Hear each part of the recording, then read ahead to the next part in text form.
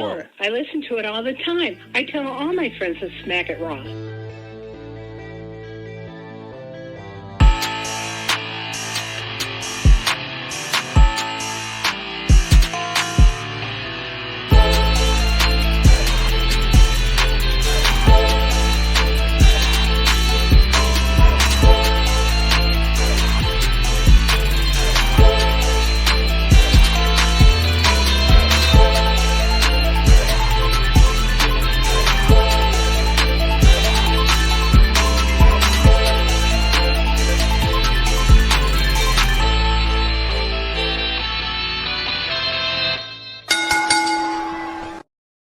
Following podcast contains mature content. The views and opinions expressed by the host are not necessarily those of the host. Listener discretion is advised. Listen, if there is a more prompt Canadian in the world, I don't know who it is. Ladies and gentlemen, welcome to episode 300 of the #1 wrestling podcast on Pornhub, the Smackin It Raw Podcast. I am your host, the patron saint of podcasting, and as you can see, currently shirtless, quintessential stud muffin of podcasting, the Warden Matt Ritter. And I'm here with my co-hosts, two people I love very, very much. The Pornhub Poppy, he won the race. We'll talk about it. Daddy Delgado, the Sultan of Spitter Swallow, my friend Vince. What's up, Matt? Runner-up in the two-man race for Pornhub Poppy, but most of the chat's personal Pornhub Poppy. She is the host of the Sheely Showcase Inside the Mind of, and in the crowd is not a thing, but we'll pretend it is. It is. And Storytime with Miss Katie Kinzy, baby. And back after a long absence, far too long. He left Twitter and me, but we still talk on Discord.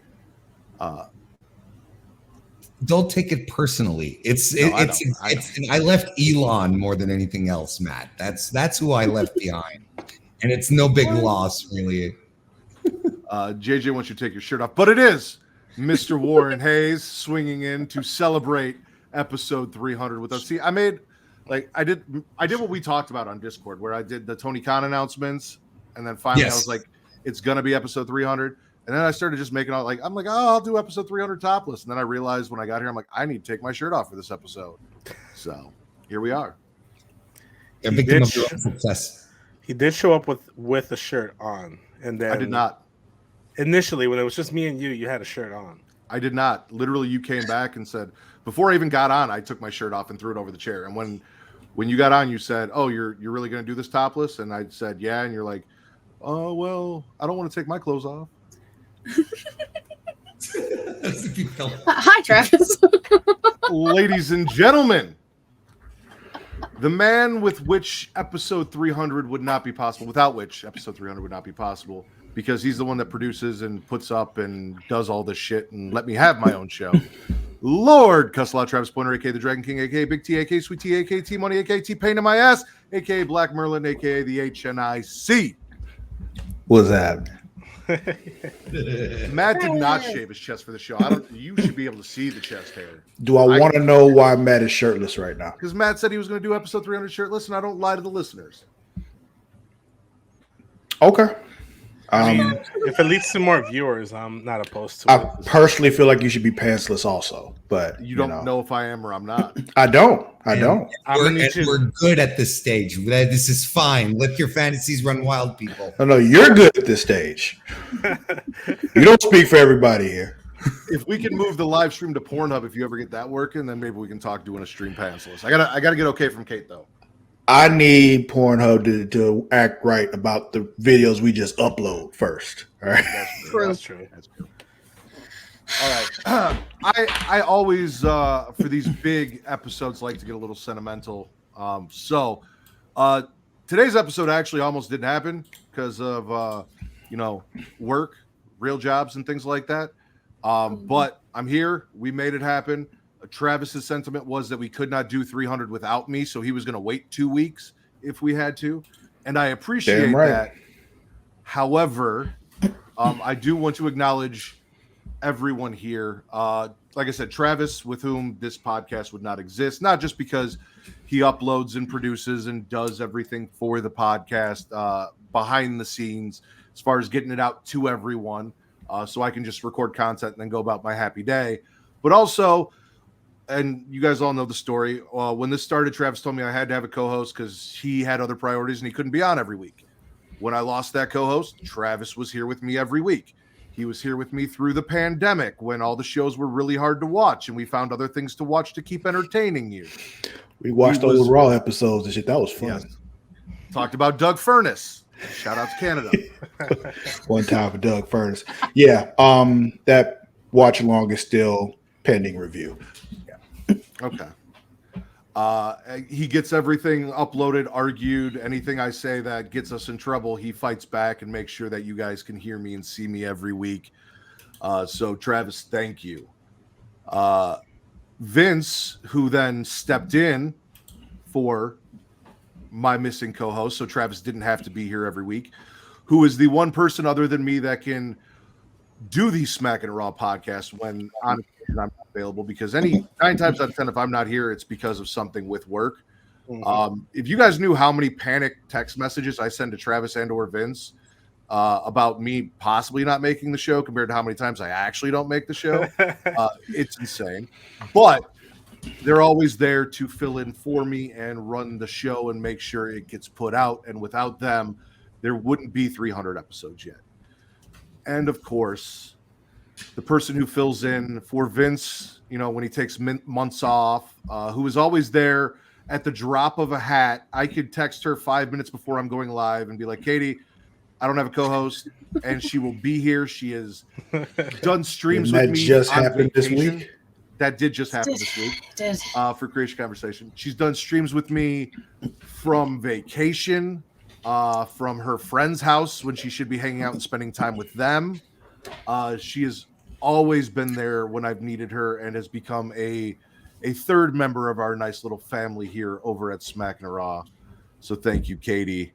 And then Mr. Warren Hayes, who I honestly I have to go back and look, but maybe the person guest host wise we've had on the most. Really? Yes. I have no part in the success of your podcast. To be honest, I disagree. I appreciate you trying to include me in the Luck Fest, but honestly, like all of these people around me right now are, you know, direct contributors to the success of the and making it to 300. I'm just a guy who pops in whenever he feels like it. Which for the live stream is true, but the conversations that you and I have had off air between us in DMs, brainstorming ideas of things that you and I still haven't brought to fruition, like stuff with me watching NJPW on your show. But all the chats that we've had back and forth, you coming on and doing the show, and just the really fun episodes that we've had talking together, and me making fun of New Japan and your reactions to the off-brand shit that I sometimes say, has been a contributing factor, not into maybe getting to 300, but the success of the show and people tuning in and watching. So you have been a part of that, as has every collaboration we've done, whether it was RN and Kyle from Smack Raw, our boys over at Young Kings Wrestling, Just in the Get Show podcast group, Pretty Kyle and his thighs, who is probably the only person that may have you beat for appearances on the show. Everyone over at the Bloodline Entertainment Network, Tim Bakley, who I'm going to send invites to, Will and Allison over at Botch Spots and Chair Shots, Clark Street Wrestling, Circle of Debate, like I said, Tim King Show, everyone over at Bloodline, Powerbomb Jutsu, who we've had on. We've had the Public Enemies on. We've had Sir Wilkins. Me and Katie did Sir Wilkins one night. We've had those wrestling girls on a couple times. Yes. Not only did we do Sir Wilkins together, but then I gave him shit for, you know, being on Pornhub on one of his live streams, and he forgot that's where we put this. Surprise. So many people. Fowl, who was one of the first guests I've had, and came on before his tour for his album dropped, and came and promoted that, and just actually sat up with me like 2 hours after the stream and just gave me advice on podcasting and things like that. Guy's amazing. He did the same thing for me. He was one of my earlier guests as well. And next thing you know, it's 6 hours later and we're still chatting, and just, he's a great guy. All those collaborations and these three fantastic people to my right on my screen, it is all contributed to why I still get to do this, why I've got getting off, because apparently For whatever reason, I've convinced Travis that people like to hear me talk about things, so he let me do 2 shows and then put me on a third after years of trying. Also, Travis, I know you're probably coming up on 7 years, but I'm right around the corner from 6 years of our debut episode of this podcast in a couple weeks. Whew. Yeah. Crazy. Insane. I'm gonna, just want to say, I want to thank you, Matt, because Creation World as it exists today would not work without you. If there's one person like on the planet that I know I can count on anytime, anywhere, it's you.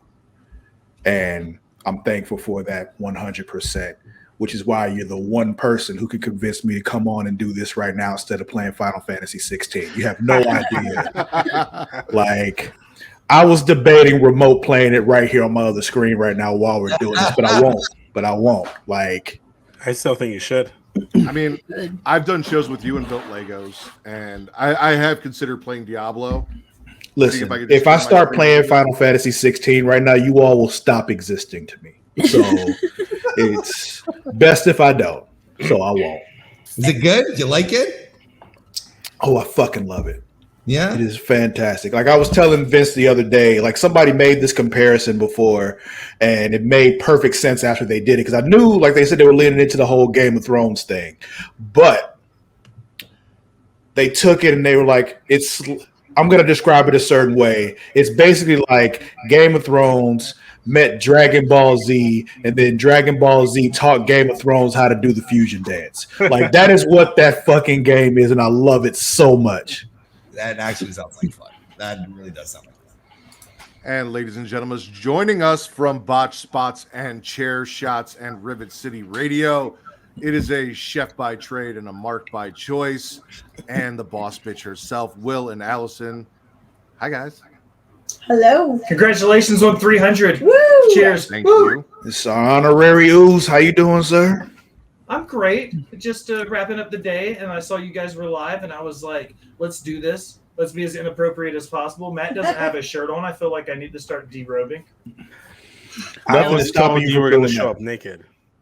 Listen, while I'm handing out all these compliments, these two right here, because Allison is the only reason that the Pornhub exclusive watch along to Evil Head got posted, seeing as they had problems with it. She actually sat down, went through the entire video of the rack, Will and Katie watching that show, edited out all the stuff that Pornhub didn't like, sent it back to me so I could give it to Travis so we could get it up.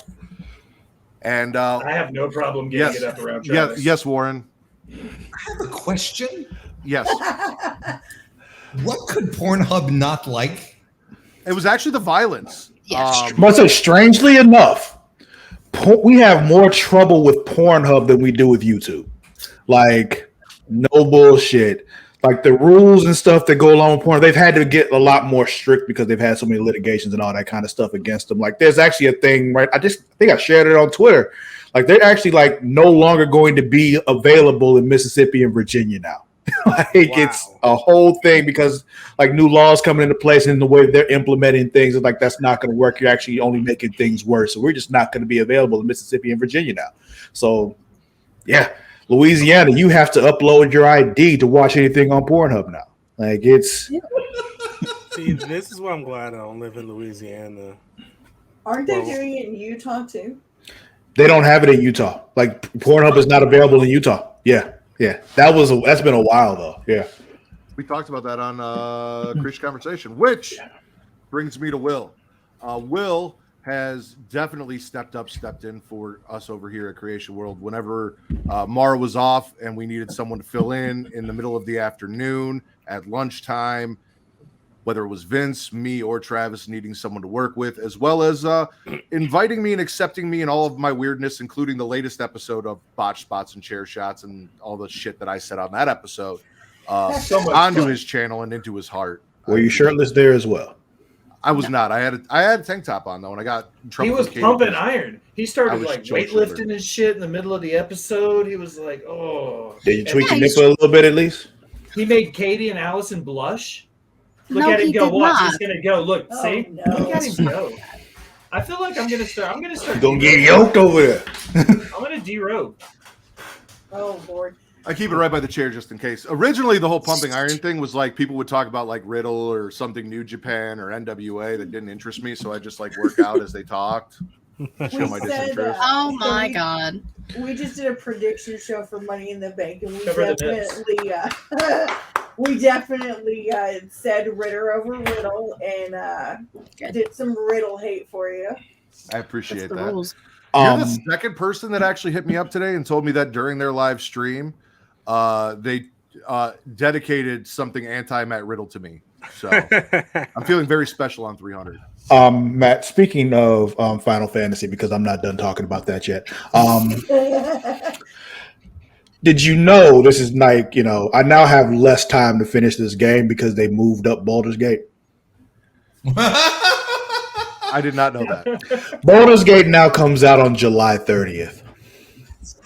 Well, So I have this month. So what you're telling me is you're never getting Diablo 4. It's not happening, dude. Like, I wanted to. I really wanted to. You have no idea. It looks so good. But then, like, Final Fantasy happened. And then Baldur's Gate 3 comes out on the 30th of July. And then Starfield comes out. And then Spider-Man comes out. Starfield looks insane. Like, I don't does know look how amazing. that game is going to be everything they say it's going to be. We'll see. I'll be here to tell you all about it. Katie, can you do me a favor? Sure. Can you fill me in on what happened at the end of SmackDown tonight with the Usos, since I didn't get to watch the last hour? Like, I don't care about anything else other than the Bloodline stuff, because I watched Shotzi lose and that really disheartened me. I know. I saw a video on Instagram where they cut her hair. They did cut. Yeah. Oh, yeah. Matt, they cut her hair. Yeah, I was bitches. They got a little chunk out of there. that's heated. I was very irate. I was very irate as well. Sounds like this is news to you, Matt. My bad. I did not see that. I saw the match. I saw Bailey cheat to win and then walk away and stay in Money in the Bank and ruin my hopes of Shotzi in the Bank. However, I did not see her hair get cut. Yeah, that happened. I'm sorry. that's Okay. a tough one. All right. Yeah. I bet she'll look really cute though with her new. Oh yeah, she's gonna look super cute. It's cute. Super cute. So, Bloodline. Listen, I was not taking notes for today, and I've already been drinking. So what makes you think I remember something that happened 3 hours ago? Because in the chat you said that it was really good, so I figured it would have stuck in your head. I mean, Roman was talking his shit, saying he was the one, and the Usos aren't the ones. Jimmy and Jay come out, talk their shit, say Solo could be tribal chief, and Roman laughs, which gets the death glare from Solo. And then, brawling ensues. A cameraman gets taken out. Shenanigans. That's mainly it. The brawl was fun. Forgot one more thing earlier. About Final Fantasy? No, it's not about Final Fantasy. It's another thank you I got to put out there. We got to thank Tequila. Tequila. Because Tequila? let me tell you why.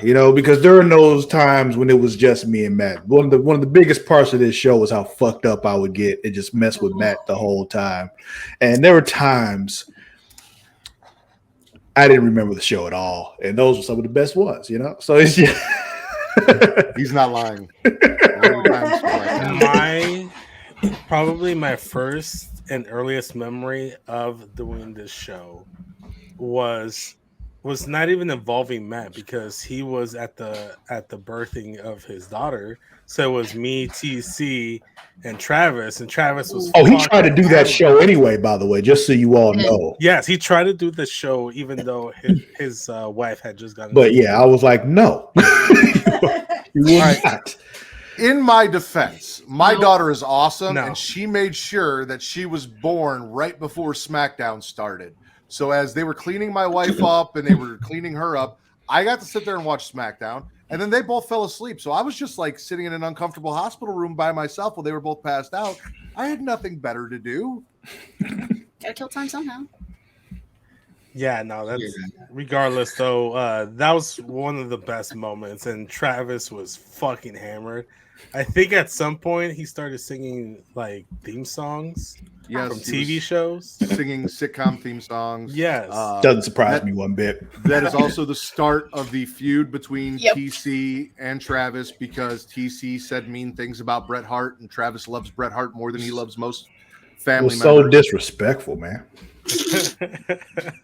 I have a memory from my first time being on Smackin It Raw. What's that? My very first time being on Smackin It Raw, there were two big things about that day. One, I literally took chemo and then did the show, so that was baller.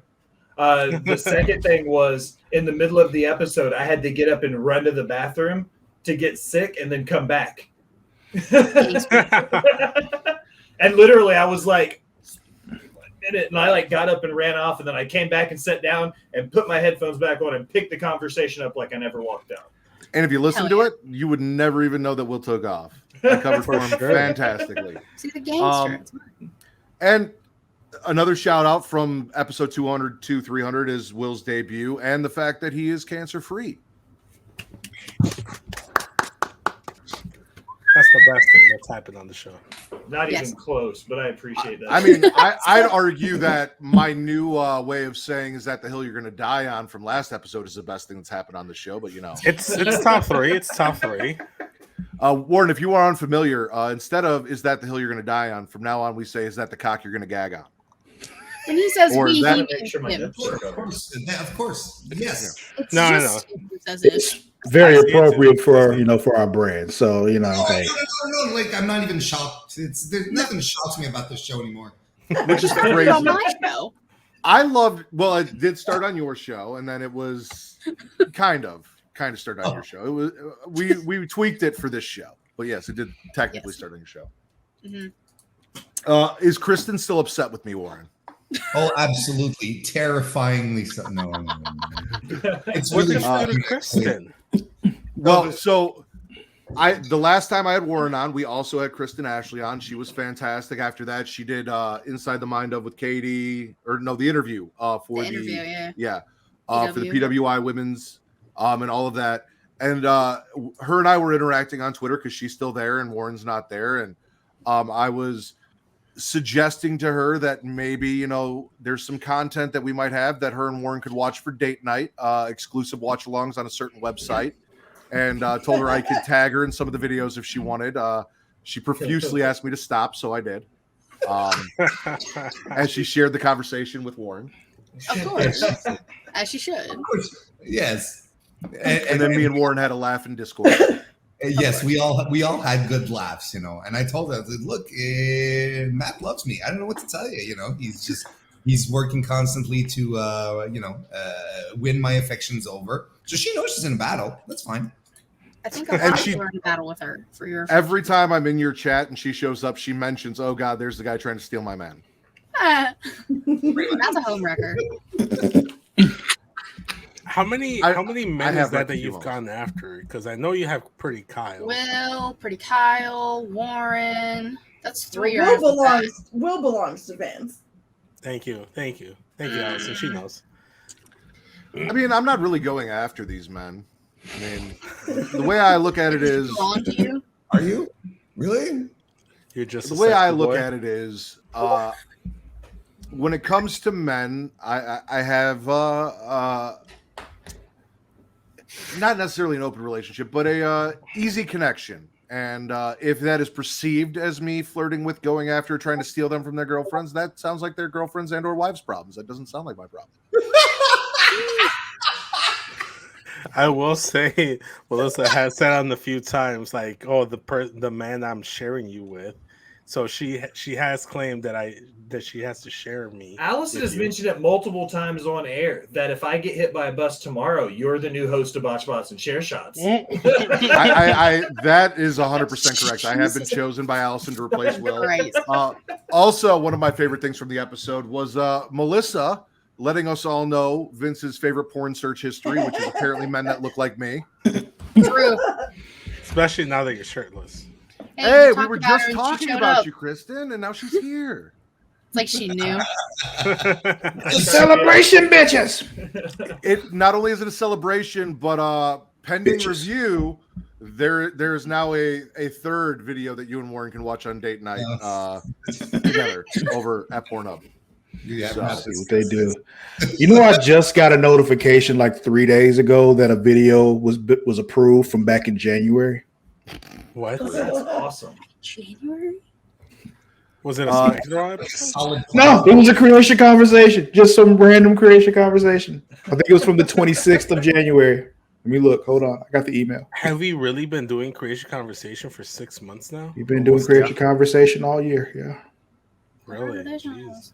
That's awesome. Kristen, we were talking about you making your Pornhub debut with Warren and promoting the PWI Women's 500 and also your interview with Katie. So that's how we were talking about you because you were a part of the show. Everyone who has been on an episode has been a part of the success of 300 episodes. So thank you for Except coming by one and person, helping. but I will not mention it on stream. Well, Matt knows yeah, exactly I who know. I'm talking about. Yeah, I know. If you know, you know. So the episode is I from don't know. January 12th. You do. It was just a random thing. It was like, yeah, the episode title was "What do Vince McMahon, Xbox, and Alabama Elementary have in common?" It's from the Oh, that's first. some of the earlier ones. Yeah, January You guys 12th. know we can see you, right? Yeah. What? What about it? I'm aware. Anyways, Listen. continue. How else am I going to steal your man? I had to up my game. It hasn't worked so far. I had to invite him on and take my shirt off. It's the last option I have, Kristen. What's his name? I try to be a reputable member of the press and media, and then I show up on Matt's show and I end up shirtless within 5 minutes. I mean, you also put me on your show and let me say all sorts of weird shit. What's up, Reek? Ladies and gentlemen, Reek. from the Havoc Hour, also Reek's like, part of the Core 4 with Katie, me, and Justin over at Getting Off. And as I like to refer to him here on this show, Dr. Reek Baker, BBC, the only BBC on the show with a PhD. How you doing? How you doing, man? Couple things. I can't stay too long. I do have to work in the morning, but I got to clear my schedule for my people. I got a meeting in the morning myself, by the way, but Yeah, and Travis is here. That's perfect. You know what I'm saying? I wanted to see some bright faces, but why are you naked, sir? Because if you've been listening to the show, I said I was going to celebrate episode 300 topless, so I'm topless. He did. Tits out for 300. This man has his dick out. I need him to put it away immediately. Did you take stand your up and pants show him, off? Matt. Stand up and show him, Matt. We talked Show it about to him. that only on Pornhub. Full So frontal, let's get us right now. live before I do that. Well, it's Full because- frontal or you're fired. Actually, Oh Travis, wait, take you know for a fact because we've talked about this, and I believe we talked about it on air with Kate. Kate has told you were not allowed to pimp me out or my pride. I was there for that conversation. So Do not stand up, says JJ. Jesus says, yeah, JJ says, do not stand up. You're not allowed to stand up. Yeah. The question for me is, do you have pants on or not, Mateo? that is a mystery that He has may pants never on. be solved. I'm taking I my needed to pants stay off. a then. mystery. He has pants on. But yeah, no, Reek, I've been since you're here, I've been showing everyone that's shown up a little love, and like I said, Getting Off started over at the Havoc Hour, which is the second show that I now have, because the Havoc Hour just fucking disappeared. But everything we did over there was the basis for Getting Off, let alone everything that you, me, and TC have done together over here on Smackin It Raw, all the fun shit we've made, the cross promotion back and forth between the t-shirts that we had for sale for pro wrestling, pro choice, and then the Black Lives Matter shirts you guys had for sale that we were promoting, that TC still has up for sale. If you guys want to go check those out, all those proceeds go to a good cause, so you should go pick one up. NWO style Black Lives Matter t-shirts available from Young Kings Wrestling. But yeah, no, we've done a lot of dumb shit together, Reek. Oh, well, for sure. It's not even a question. Honestly, I think really when we collab with you guys, that kind of started this whole multiverse of podcasting friends and different shows that we kind of branched off into. So I mean, we always got love for y'all at this show. I did love that TC got really mad that I was getting more black collabs than you guys were for a little while. I mean, it was true. Like, yeah, this is very true. Like, we couldn't get black folks on the show during Black History Month, so that kind of tells you something in itself. Shame. You actually helped them link up with Public Enemies. I did. that's true. I'm saying, you see how black people do you? It's so crazy because I DM'd them like several times, like, hey, what's the schedule like? You know, we trying to do a Black History show, and even after Black History Month, like, let's get a collab together. It was always yeah, this day, that day, and it wasn't until after Matt talked to him that, oh yeah, and we only got one of them. We didn't get everybody, but I only got one of them too. It counts. Yeah, too. That's true. I just like to point out that Oh, you yeah. didn't ask me, so must not have been trying too hard. Well, see, I was trying to get. I don't want your excuses, sir. I don't want your excuses. Your own show for the longest time. Matt was like, "Hey, he doing this show, that show. He don't got time for us." You know what I'm saying? So I'm like, okay. Oh, you're That talking is about true. you were talking about the ill-fated Part 2 Dragon Ball Z podcast that still never happened. Oh, it's never gonna happen, guys. Just No. drop it. Holy shit. I still, in my heart of hearts, believe that at some point it'll see the light of day. I mean, It's never gonna happen. The four of you cannot come together and do it. Also, I think the y'all, four of us can come together. for I've the never had a problem with the four of us coming together. Not you. also in the spirit of 300 and remembering and good fond memories, I brought something else back, y'all. Uh-oh.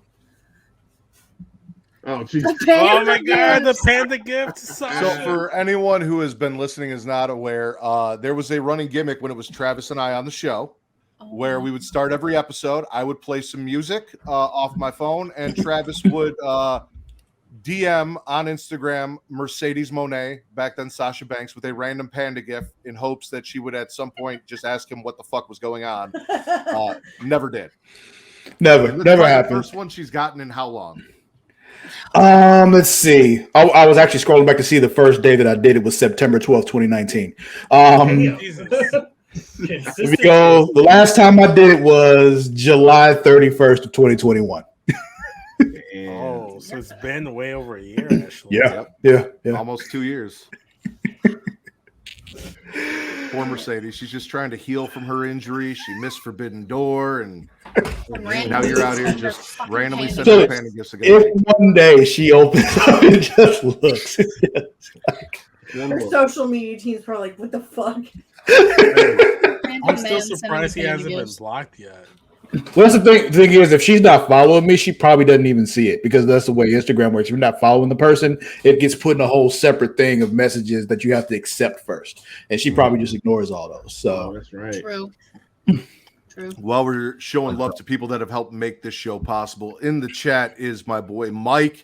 I know him as Kill Bill. I met him playing Xbox, and we bonded over wrestling, and now he is pretty much the moderator and the one that runs our Facebook group for us. He does all the chats, puts up all the chats for us, handles the banners, lets me know anytime there's a bot or some kind of spam in there that we need to get rid of, and has been holding it down. And I got to meet him in person twice. I got to meet him at Money in the Bank. He was nice enough to take the Smackin It Raw sign that they would not let me hold up and hold it up for me farther back, because apparently my sign was a little too close to the commentators and they didn't like that. So he grabbed that, and then we hung out, and he did an episode with us from the parking lot that Travis was hosting. And then recently I drove up to Michigan so my wife could buy weed, and it's out there because he lives there. And we hung out in Walmart parking lot and just bullshitted for a little while. And I'm pretty sure the ghost that was in my car left my car and stayed with him in Michigan. So, Oh, good. wait, I hosted what now? you hosted a Money in the Bank recap when I went to Money in the Bank here in Chicago in 2018, the year Alexa Bliss won. And then I called in, and me and Mike and Trent all got on the phone call, and we did it. I vaguely remember that. Okay, got you. I wasn't there, so you had to host it because Vince wasn't here yet. I was not conceived yet. Yeah. Ew. Take it easy. Were you still working for the other guys?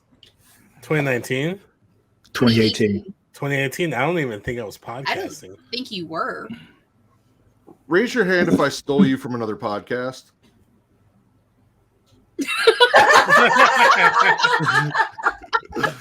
To be fair, I left and had my own first. Before We you made stole the me from decision me. to leave. And then, like it just kind of happened.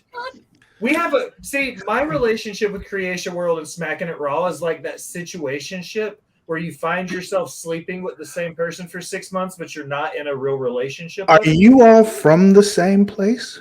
Who? Yes. At different points in time. Yes. Different points Except for Reek. Well, I know where Reek came from. We don't speak of that right. We're not speaking of that right now. Yes, we all because fuck TC and 4 motherfuckers that look like TC. But with this long-term bookers, you still doing this? So the funny part about like how we got on that particular situation is that I was confused about a similar name and thought that we were actually joining y'all. No, it's true. She has told me the story before. I've never heard this story. This is funny. However, it's funny. Y'all do know that the name of the podcast is the only reason why it exists, right? Pretty much. I was not going to do a podcast if it wasn't called Smackin It Raw. Like, literally, I was given 2 stipulations. So I've talked about this, but Travis was podcasting prior to me getting into podcasting. I was running my Facebook group and all that, and I've known Travis since 3rd grade. So Travis, my other best friend John, who I've determined is now my second best friend because we had a whole discussion about whether or not Travis would have sex with men to save my life, and John wouldn't and Travis would. So Travis is number 1. I've known John since I was 3. We have to throw hands after I did it, but yeah, I do it. All that aside, Travis and John were doing the creation conversation in the old format that it was done, and I was hounding Travis, hey, let me come on, let me do the show. It's Halloween and I love horror movies and nobody knows horror movies on the show as well as I do, and he just kept telling me to go fuck myself. So finally I came to him with a proposal. In my defense, I never said go fuck yourself. That's not a phrase that Travis uses. So no, I did not say that. In so many words. So I came to him with a proposal for doing Vince will be back, I'm sure. If not, who cares? It wouldn't be a proper 300 if Vince didn't disappear for a few. Exactly. Warren knows. So anyway, I came to Travis with a proposal for Smackin It Raw, and then he told everyone, I was always going to let Matt do a wrestling show. I just had to figure it out. I don't believe that. I just wore him down. And he told me 2 stipulations. I have to have a co-host because he can't do it every week because he's doing other shit. And it has to be called Smackin It Raw. And I had no issues with either of those. I found one other podcast that had like 4 episodes out named Smackin It Raw, and they hadn't done anything in like a year or 2 years. So I was like, yeah, no, we'll take that. That'll be us. And we did. And now we've been doing it going on 6 years. Wait, so you joined the other show of whom we will not speak because you thought it was us? Yeah. 100%. That's why yes. Will knew what he was doing, but like I was, I guess, just confused. When I pitched the idea to her, she thought I was pitching it to join with you guys and didn't realize I was pitching it to join them guys. So I said yes because I liked y'all. And honestly, I didn't know anything about the other, but like I love the other guys. Like they're amazing people and we learned a lot. But yeah. I want to thank Jamie Rose for the follow. Warren, appreciate you. I was going to say earlier, I didn't technically steal you from them, but I met you over at Smacked Raw. You did, That's where you and I first met up. And quite frankly, all of that was very confusing. Regardless, like even if I wasn't looking to join anyone specifically, it was all very confusing, and I'll tell you why.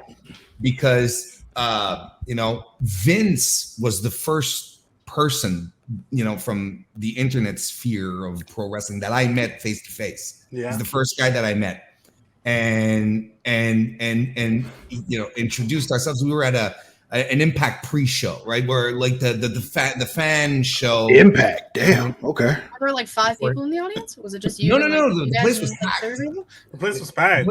Did those people know what they were there for? It's mostly indie wrestling.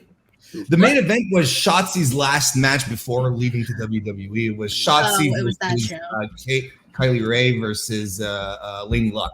Yeah, it's a fantastic match. And it was really, really fun. It was the best of the entire show. And so, so we introduced and whatnot, and then I look him up after, and I'm like, Smackin It Raw? Smackin It Raw? And I didn't know where he was anymore. Vince is on one of these, and I was embarrassed to not properly remember. But it's all very confusing. I was on both. I was on both teams for a minute there. I'm always on both teams, so it doesn't matter. Thank you. How do you feel about those folks that will not be named? Me? Well, both of y'all. Yeah, Vince, you can go first. You Okay, left before I did. Well, honestly, I just left because I just couldn't do podcasts anymore because I was working literally every single day out of the week. And it wasn't until after I left that Matt is like, "Hey, you're a free agent now. I need a co-host."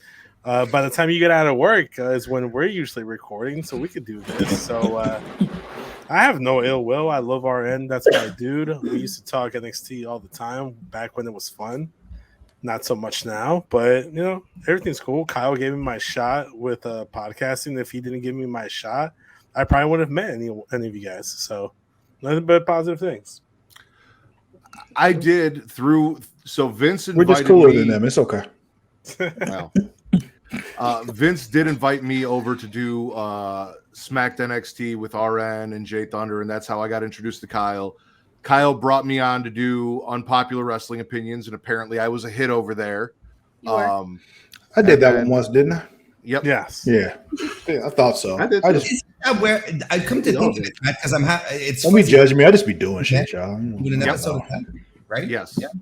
You and I met doing an episode of Unpopular Wrestling Opinions. I made you laugh, and you liked me, and then I've never let you go since. You've been submitting ever since, Warren. Pretty much. And I've talked about this. Actual. Every podcast that I have collabed with, whether it's just because of me promoting this show on my personal social media or whatever, I have had the impression, because Warren, and I've talked to him about this, likes to call him the best C-list podcast out there. And I've told him he's at least a B-list. At least a B-list. I've always had the impression everyone was farther along in their followings and everything, because Travis, still to this day, going into 6 years, will not tell me how many people watch or listen to my show. The only indications I have now are the YouTube watches and then the Pornhub watches. So I can check that out to see who's watching the video, but I have no idea how many people are actually listening to the audio version of the podcast. And I never have, and probably never will. So I had no idea how big our following was. Sorry. Yeah. Travis was going to say something. No, I was reading this what was everyone's first experience with the rack? My first experience with the rack was way back in the day when I was 13 years old. So Whoa. I don't know about the rest of y'all, but I was there for the inception of the rack. Yes, you were. We have talked about this, and Herbie actually said we need to get all together for a part 2. But there is an episode of Smackin It Raw called "The Rise and Fall of HKW: The Greatest Wrestling Promotion You Have Never Heard of." HKW was the name of the promotion that we created when we were backyard wrestling on my trampoline. We all had extensive characters that we had created and used. Travis was a huge fan of The Rock. I was a huge fan of Stone Cold. So I decided I'm going to make the Gilbert version of The Rock, and I called him The Rack. His finishers were the Rack Bottom and the People's Low Blow, and also Mr. Racco, which was a thing. All of that existed. He lost all the time because he was supposed to be the Gilbert, and that's what he was there for. And he would lose by DQ because all of his moves involved hitting someone in the nuts in front of the ref, which automatically causes a DQ. Mr. Racco was literally him grabbing your nuts. So yes, with a sock on. Because you gotta use protection. Yeah. The Rack first made his debut as a surprise, I think, on a pay-per-view post show that we had Phil. It was a pay-per-view watch along, yeah. Where I just decided not watch along, that recap. I just decided to do the voice and bring it on because it was something from our past. You, me, and Phil had all grown up wrestling together, and I was like, I got a surprise for you guys.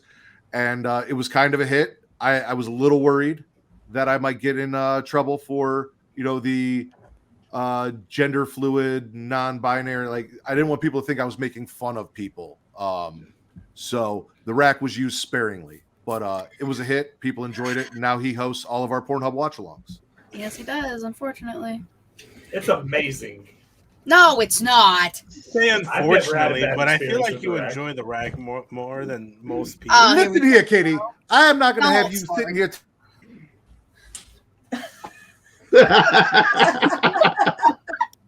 I'm not going to sit here have you talking bad about the rack like you don't enjoy your time with the rack. The rack, we all know, with your favorite person to podcast with, Katie. It is what it is.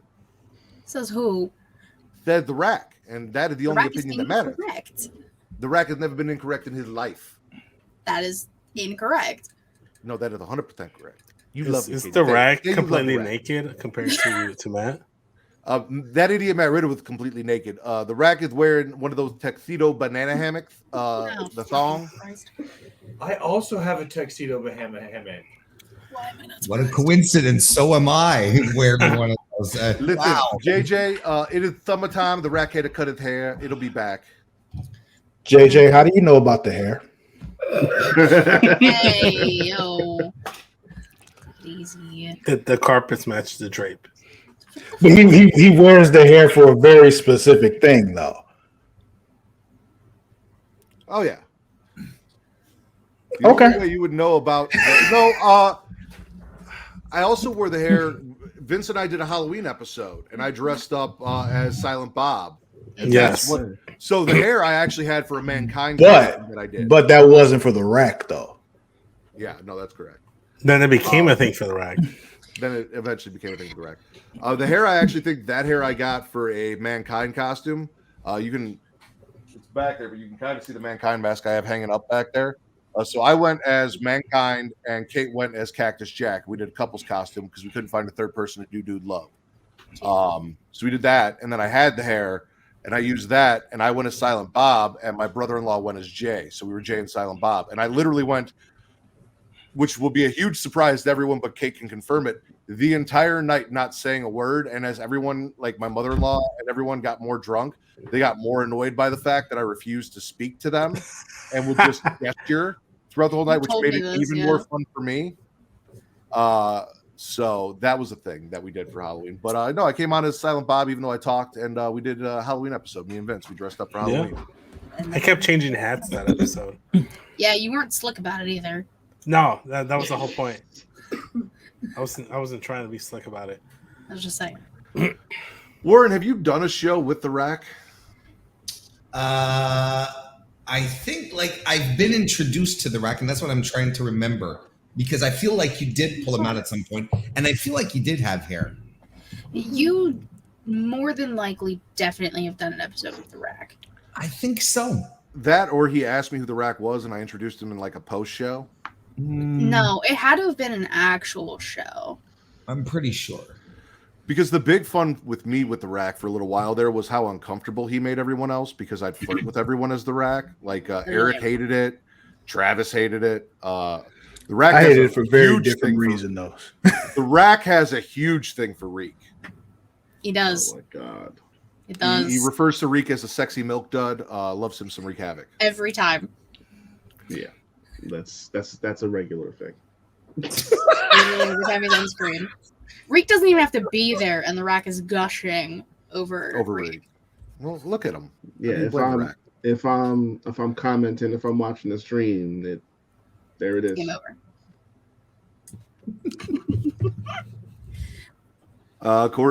JJ said, according to Google Podcasts, the first episode she listened to was episode 109. So she has been with us for almost 200 episodes. And we love you, JJ. JJ has been on the show and part of the success. As a matter of fact, we had JJ and Jaylan on the beats, Justin Landry at Heel Tactics on together. And if you guys are unaware, another big shout out and part of the success of the pod. Give me a second. I'll come back. There we go. Big shout out and success of the podcast is Justin over at Heel Tactics, because he not only remixed and made the music for Smackin' It Raw, he made the music for Getting Off. He's done a bunch of stuff for Travis and projects that Travis has in the works. Dungeons After Dark he made, even though there's only one episode of that out available, and it's still the most watched thing we have on Pornhub, surprisingly. It's only surprising to you. Everything for Katie's shows, all the stuff. He did Young Kings. He's done Vince's stuff. Everything that we've done, Jaylan has pretty much done and mixed the music for outside of the creation conversation. He's done two of our shows too. Yep, and two of Will's shows. So yeah, he was also on episode 200, and he was also so uncomfortable. That poor man. Wow. I have a tendency to make the meek a little uncomfortable, and I love him. He's a little meek. He's a little meek. What a word. Well, I mean, he wasn't that meek because he showed up on the show. There's some people who won't even allow themselves to be Matthew, on if there's the show. Matthew, there's one thing we learned from from our days at Calvary Academy is blessed are the meek, So that is true. That is true. I mean, that's specifically a Bible verse we had to memorize back in the day. So, I mean, we had to memorize all of the Bible verses basically from first to 8th grade. So yeah. That sounds like an awful time. All the Bible. So you were in the Christian school and you still managed to piss off a pastor. Listen, just because I made your best friend that you chose over me, your new favorite white boy angry, that's not. I'm here, right? That's true. That's true. To be fair, he's not everyone's favorite pastor.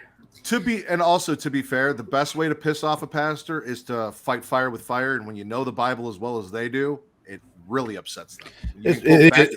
It really does. They don't expect it either because it's one of those like, dude, I've forgotten more Bible than most people have read in their life. So don't it's not a good look when you try to match Bible verses with me.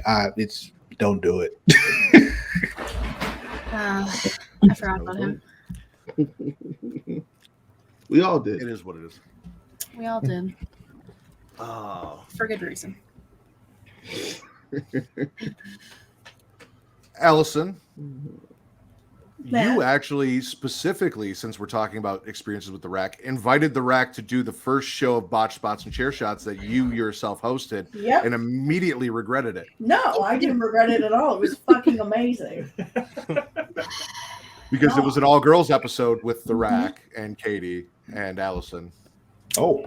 It was amazing. No, I love the Rack. I'm here for it. I'm glad somebody does. I just think it's fantastic. I don't know. I love a good gimmick. I also, but it's not good. That's why the Undertaker is the greatest wrestler of all time. Though. To be fair, I did an Inside the Mind of with the Rack. So that was 45 minutes of Matt staying in character. How were you doing an interview? To be fair, he's had 20 years to perfect the gimmick, so it's like. But specifically about that episode, it was relationships in wrestling. So it was the Rack discussing relationships for an hour and a half. Oh wow! That's what made it great. The Rack was discussing other people's relationships. That's true. And on that Inside the Mind of the Rack, which we promoted the shit out of, and we did all those Halloween pictures and had a blast with the thumbnail. We learned way more about Katie than we did the Rack. Yeah, what the fuck? So we technically had like two Inside. Wait, what did we learn about Katie? I missed that. That's one. none of your goddamn business. You can go watch the episode. I'll just say what you mean it's none of my business. It's the whole internet's business, Katie. I'll be honest. I don't even remember what the fuck I said in that episode. That was a year ago. Probably a little more. Well, good news for you. I don't care enough, so I'm probably not going to go looking for it. I'll tag you in it, Travis. I got you. Listen, I don't know what the Rack and Charlotte would be doing together because the Rack is not a fan of a person who can't hit a proper moonsault. So I don't think that's going to be. I'm glad I'm not the only one who hates that shit. Like her moonsault's trash. Let's talk about it.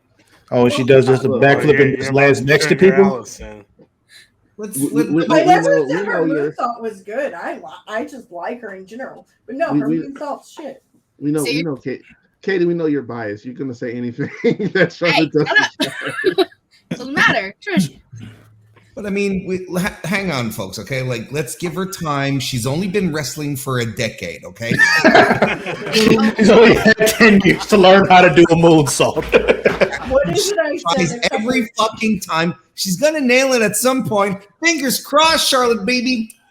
You go, girl. Eventually, she's actually going to land on somebody with the moonsault, not next to them standing up. Yeah, I was about to say, like, she lands it in a sense that she's landing perfectly on her feet. But in terms of actually hitting somebody, I mean, what did I say great a couple weeks ago? She's like, I think it's great that she does that. She's like, yeah, I'm gonna do Andrade's moonsault into a standing moonsault when I can't even fucking land a normal moonsault. If Vader at 350 pounds can land a good moonsault, I feel like anybody can. Or Vader, Bam Bam Bigelow. There are plenty of guys that looking. Well, let's be fair. Bam Bam didn't do a real moonsault. He kind of did like a full little twist thing sideways. Oh yeah. At the 45. Better than Charlotte's, but it's still not a perfect moonsault. Is all. Okay, I'm saying. so let me ask you this question, because Travis and Phil used to call my version of a swanton bomb the donut roll. Did I do a better swanton than Bam Bam did a moonsault? The question is, did you do a better swanton than Jeff Hardy? No, I did not. Jeff Hardy now or Jeff Hardy then? Well, maybe now. Important. Maybe. That is the catalyst. It's very important. I think I'd take your donut roll over Bam Bam's moonsault. I need to see the donut roll. I'm about to say, now we need footage. I want to see how you need a VCR first, and we need to find the. I actually still might have the tape in my garage somewhere. We just need a VCR. Let's go. I think I have a VCR. We recorded one episode of us. So what we would do is originally I'm going to date the shit out of us. So all you youngins, all you minors listening that have no idea, we would literally listen to the radio and we would record a song that we liked on the radio so that we could play it back on a cassette tape as our entrance music. And we would have to rewind and fast forward through the cassette to set our stuff up before I got a CD player and we could just skip to the songs I did that shit too. I used to do that shit all the time.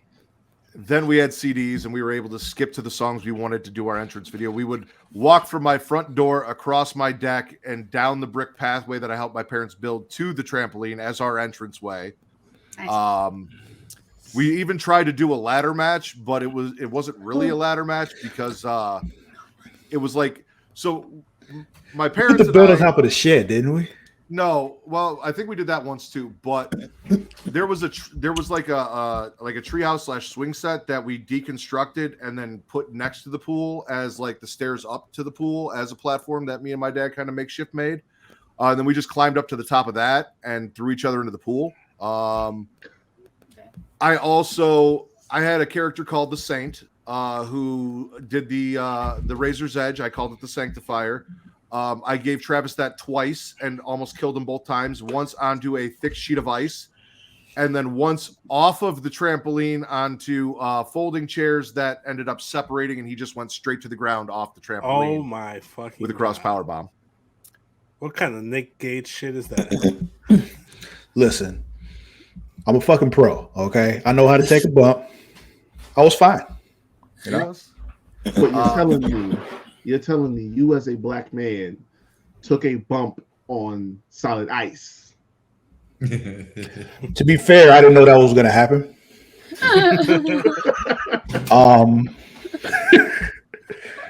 But yes, I did. And once again, though, I'm a fucking pro, so I was fine. You know. Also, my entire life, I've been deceptively strong. So Travis and I it's gone back and forth, but we've pretty much been the same size and same weight the entire time we've known each other. Younger, he was always a lot skinnier than I was. But I was never able to not pick ridiculously flexible back then. It was crazy. Yes, very flexible. Pardon, come again. Two other things that I'm not so proud of that I did. I accidentally cracked my friend Phil across the forehead with a broomstick and left a giant welt across his forehead that we then tried to hide with a baseball bat. That didn't go so well. I mean, baseball cap. Yeah, baseball cap. And then I was about to say, you hiding with the bat. I can't remember if it was WrestleMania 17 or WrestleMania 18, but It Phil was would always whatever year Undertaker came back as the Undertaker. That when was I broke WrestleMania that 20. kid's collarbone. Yeah. Yeah, Because I distinctly remember you when that same night that kid sitting on the couch, I'm like, and you holding up the belt as the whole thing because we had actually just screwed Phil over to get the belt away from him and shit. But yeah. So one of my friend Phil's buddies came over. We were all doing the backyard wrestling thing, and he didn't really want to participate. So I thought I'd show him. I think he was afraid of like taking a bump on the trampoline. I'm like, oh, dude, it's nothing. And I picked him up to do an F5, and he held on to me, and I broke his collarbone because he wouldn't let go. And then he sat through the entire WrestleMania pay-per-view with a broken collarbone. I didn't find out till like a couple days later from Phil that he had to go to the hospital because his collarbone was broken. Matrick, we just got a new follower, and it's probably my favorite one ever. I eat booty for fun. Shout out, I eat booty for fun. That's a name. That's Yeah. a name. Shout out to you, man. I'm getting I I was going to say Katie, not too long ago. No. Hey, what happened, Katie? The Katie crew was created. We got a new follower from it was something piss, right? Something like that. Or something. Yeah, I peed myself. Yeah, I peed. Yeah. I don't know. Who came in the chat and talked about how beautiful Katie was, called her White Beauty, which is my second favorite novel next to Black Beauty. Said some things. Rick, how did he put it? Oh man, what was something about she could be my mommy on Gang or on Pyru or some shit That like one. that. That one there. The second That one. one. The second one. That was it. I remember you telling me about this happening. I didn't know the name. Yeah. Nice to meet you. I eat booty for fun. But I legitimately have a question. Who eats booty like via obligation? You know, like isn't that like by? So if you eating booty, you're doing it because you want to do it. Like it's Well, if it's not, you shouldn't be doing it. It doesn't make you special. I eat booty for fun. Like it doesn't make you, it doesn't make you unique. You know. I mean, I applaud you, sir, for doing so because you know what? Somebody got to eat them groceries. All right, and I'm pretty sure there are people in prison who aren't eating booty for fun, but due to obligations. So no. I don't. No. Speaking of which, the booty water out of jail. Territory. So you're telling me people get forced to eat booty? That's what we're saying. We're going down a very dark path here, Matt. We're going down a very dark path. Hold on, Reek. He's married. What? Yes.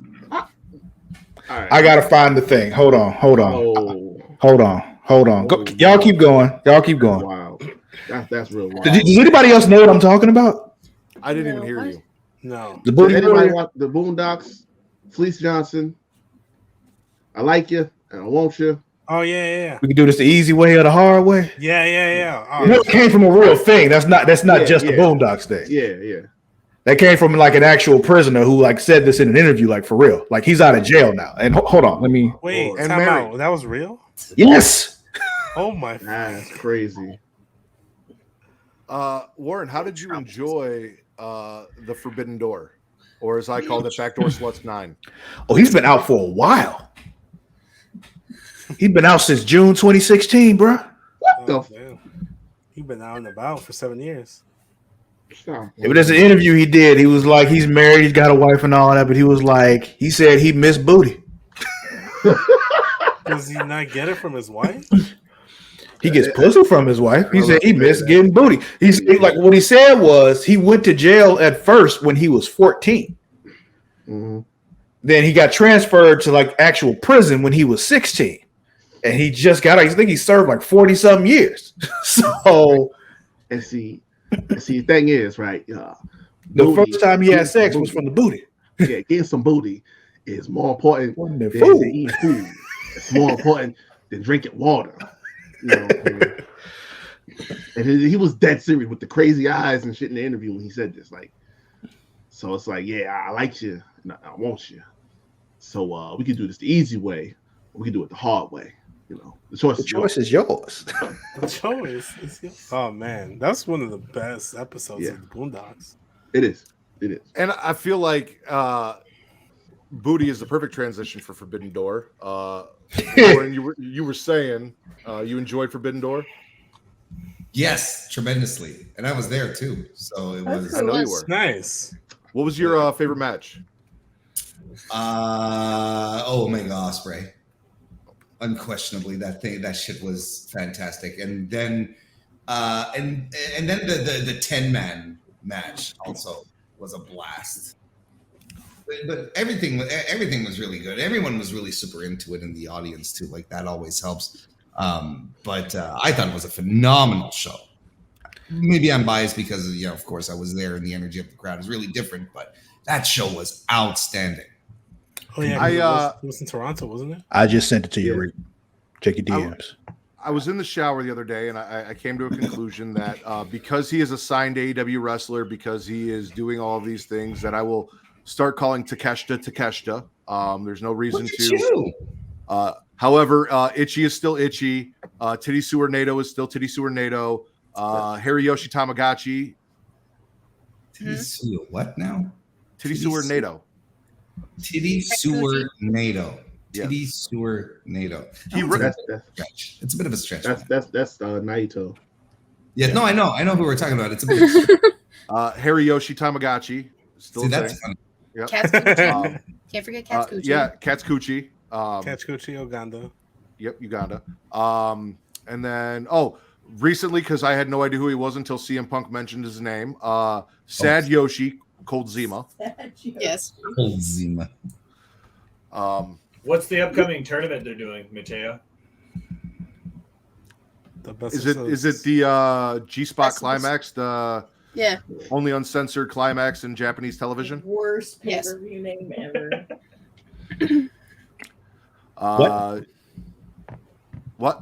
What? The G-Spot Climax, the only uncensored climax on Japanese television tournament. He said what he said. For New Japan Pro Wrestling. Yeah. It's literally called the G1 Climax. Their champion, the ICUP Hungry Man champion, is Mazda Miata. How does he remember all of these? How does he remember?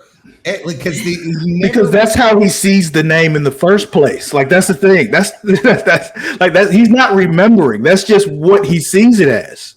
Ciabatta. Ciabatta bread, yeah. Remind him of Ciabatta bread. times. Katie does have to remind me every now and then. Some of them I get mixed up. Who was in the Golden Shower Lovers with Kenny? Which one was that? Kota Ibushi. Kota Ibushi. Oh yeah, Dakota is Bushy. That's right. Are we ever going to see him? We were so sure he was going to show up and join Kenny and friends. Maybe Blood and Guts. Who knows? Yeah. Oh, he's more than likely going to show up in AEW at some point. But he was not going to show up at a New Japan show. He left New Japan in very bad form. I'm pretty sure no one was like, nah, we don't want him here. And maybe he was like, I don't want to see these sons of bitches either. How we all worked out. Mazda Miata, JJ. Mazda Miata. What's crazy about that whole thing is that Who drives a Miata? The ICUP Hungry Man champion. And there's a tournament for that one. Yeah. Yeah. Now the crazy thing is that Matt mentions these names and everyone seems to know who the fuck he's talking about.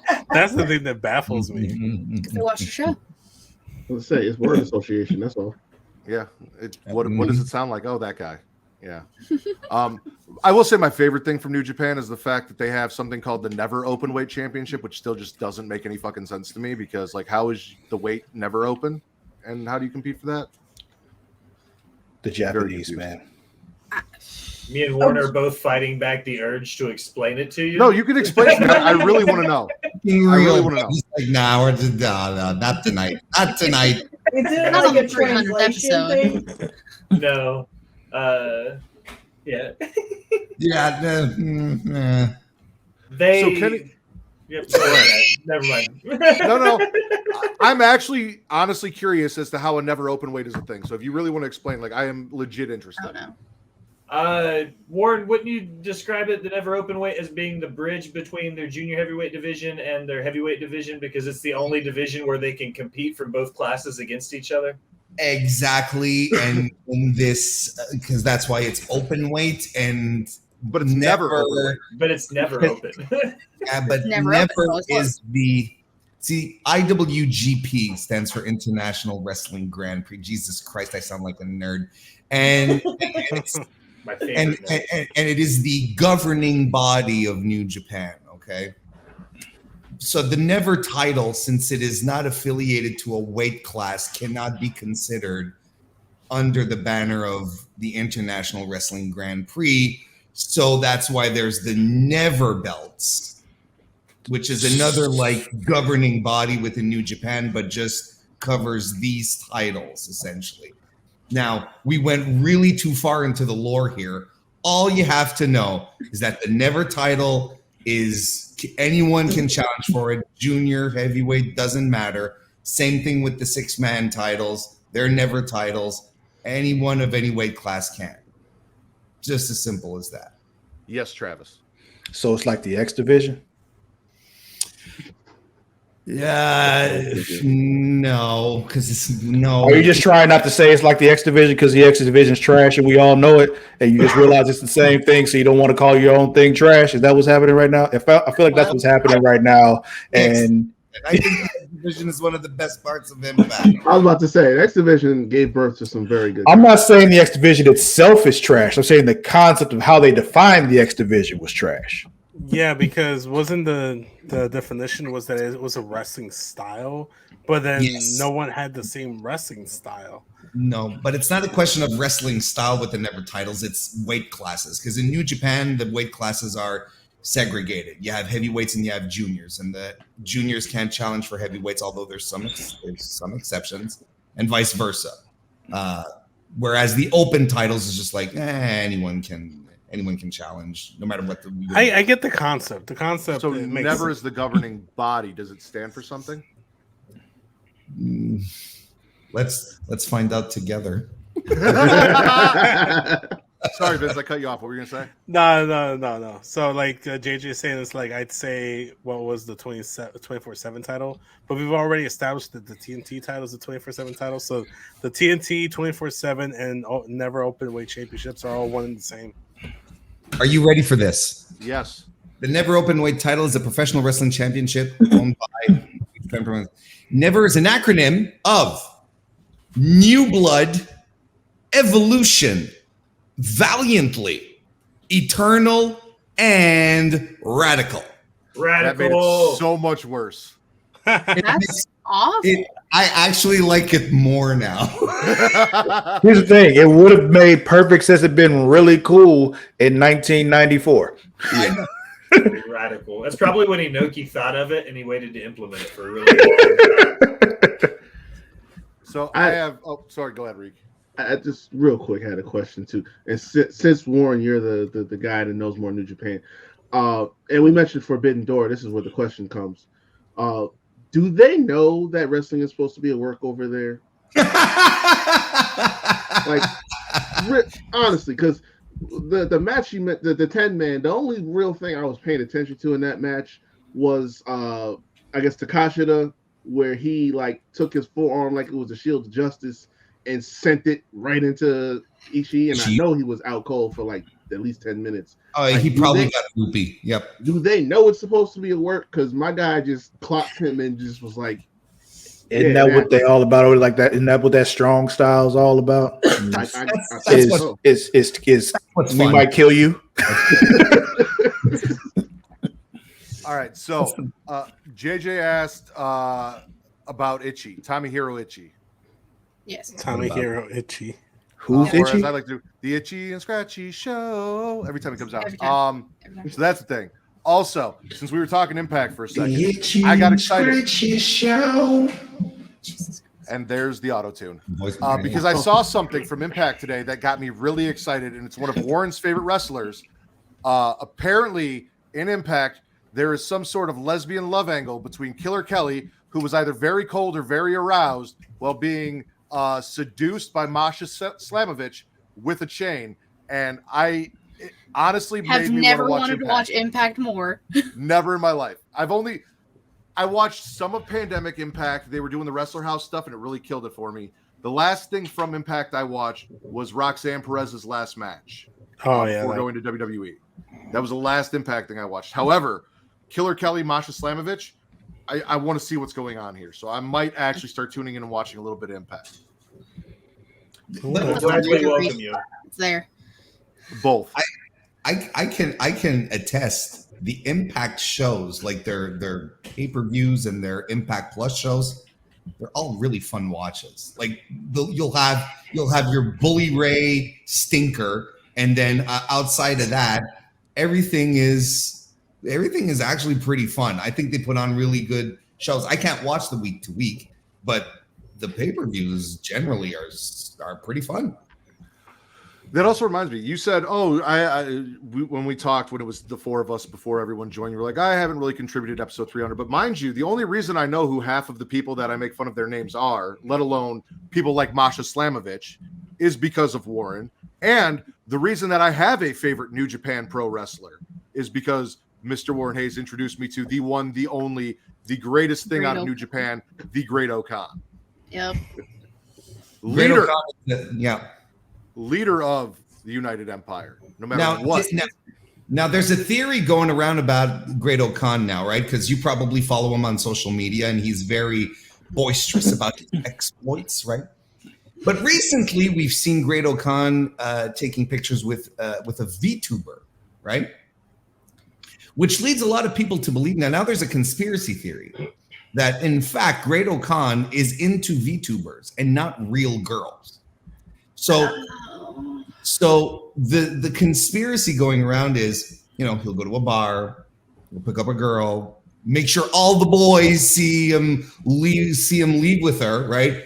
I'm going to have sex, everyone, bye-bye, kind of thing.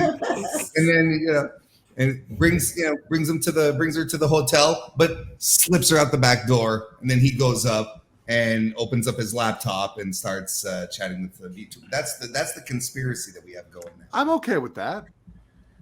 I'm not judging. All I'm saying is that maybe, the guy who was caught, riding a mechanical bull / penis last year, maybe ain't that guy, is what I'm saying. Well, that's why I loved him, though. It was the mechanical bull. It was his, trip to the U.S. where he checked out a strip club and had a blast. All of those things that made Great Okan. Multiple strip clubs. Yes, multiple strip clubs. That's why I love really like the United States. He did. And not for the same reason that other wrestlers from New Japan like the United States. Warren, is there something you want to tell us? Well, I had shaved that day.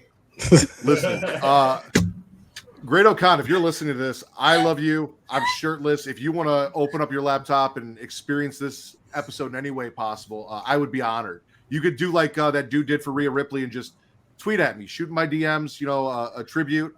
I'd accept it. I'd be proud. I wouldn't share it. I wouldn't tell anyone. It'd be between you and me, but I'd know. Wow. How fucking dare you? Yeah. You saw that on Instagram, right? The tribute that Rhea posted? Yeah. Yep. Speaking of Rhea Ripley, I saw a video involving her, recently, and she seems like she's trying to answer a question that I've been trying to answer for a long time. The most important, question in all of WWE, which is, how do we get Samantha Irvin away from Ricochet? Rhea motherfucking Ripley. Because it looks like she's trying. And you know what? I don't blame her one bit. Hey, she will succeed. You know what? Just let Ricochet be Ricochet, and he will repulse that girl eventually, like he's done every other. It's fine. Just give it time. Just give it time. Tell me I'm wrong. Tell me when I'm telling lies, like the other guy says, right? We love the other guy over here. We love Collision. Collision is the best AEW show. It's the CM Phil show. I'm pretty sure he's booking it, or at least the first episode. The last episode they had Jericho on, so I don't think he had anything to do with that. No. Jericho on? Yeah. The episode before Forbidden Door. Jericho. Second episode. Yeah, the second episode. Real bummer for me. Wait, I was there. Where? Oh, because Jericho started off because they had to do the Naito thing. Yeah, you're right. Yeah. Okay. Real bummer. Morgan was there and he forgot. That just proves a lot of. I was excited about Collision. I'm like, all the people I like and none of the ones I'm not really a fan of, they all stay on Dynamite. This is going to be awesome. And then Jericho showed up. I'm like, it's because you jinxed it, bro. Yeah, Yeah, why you do that? Because Collision was fantastic the first week. it really was. I enjoyed the shit out of it. I like Collision a lot. Didn't Jericho on Dynamite do his Clockwork Orange gimmick again? Or as Katie called him, Juggalo Jericho. That's exactly what it is. Oh, yeah, that shit. Love it.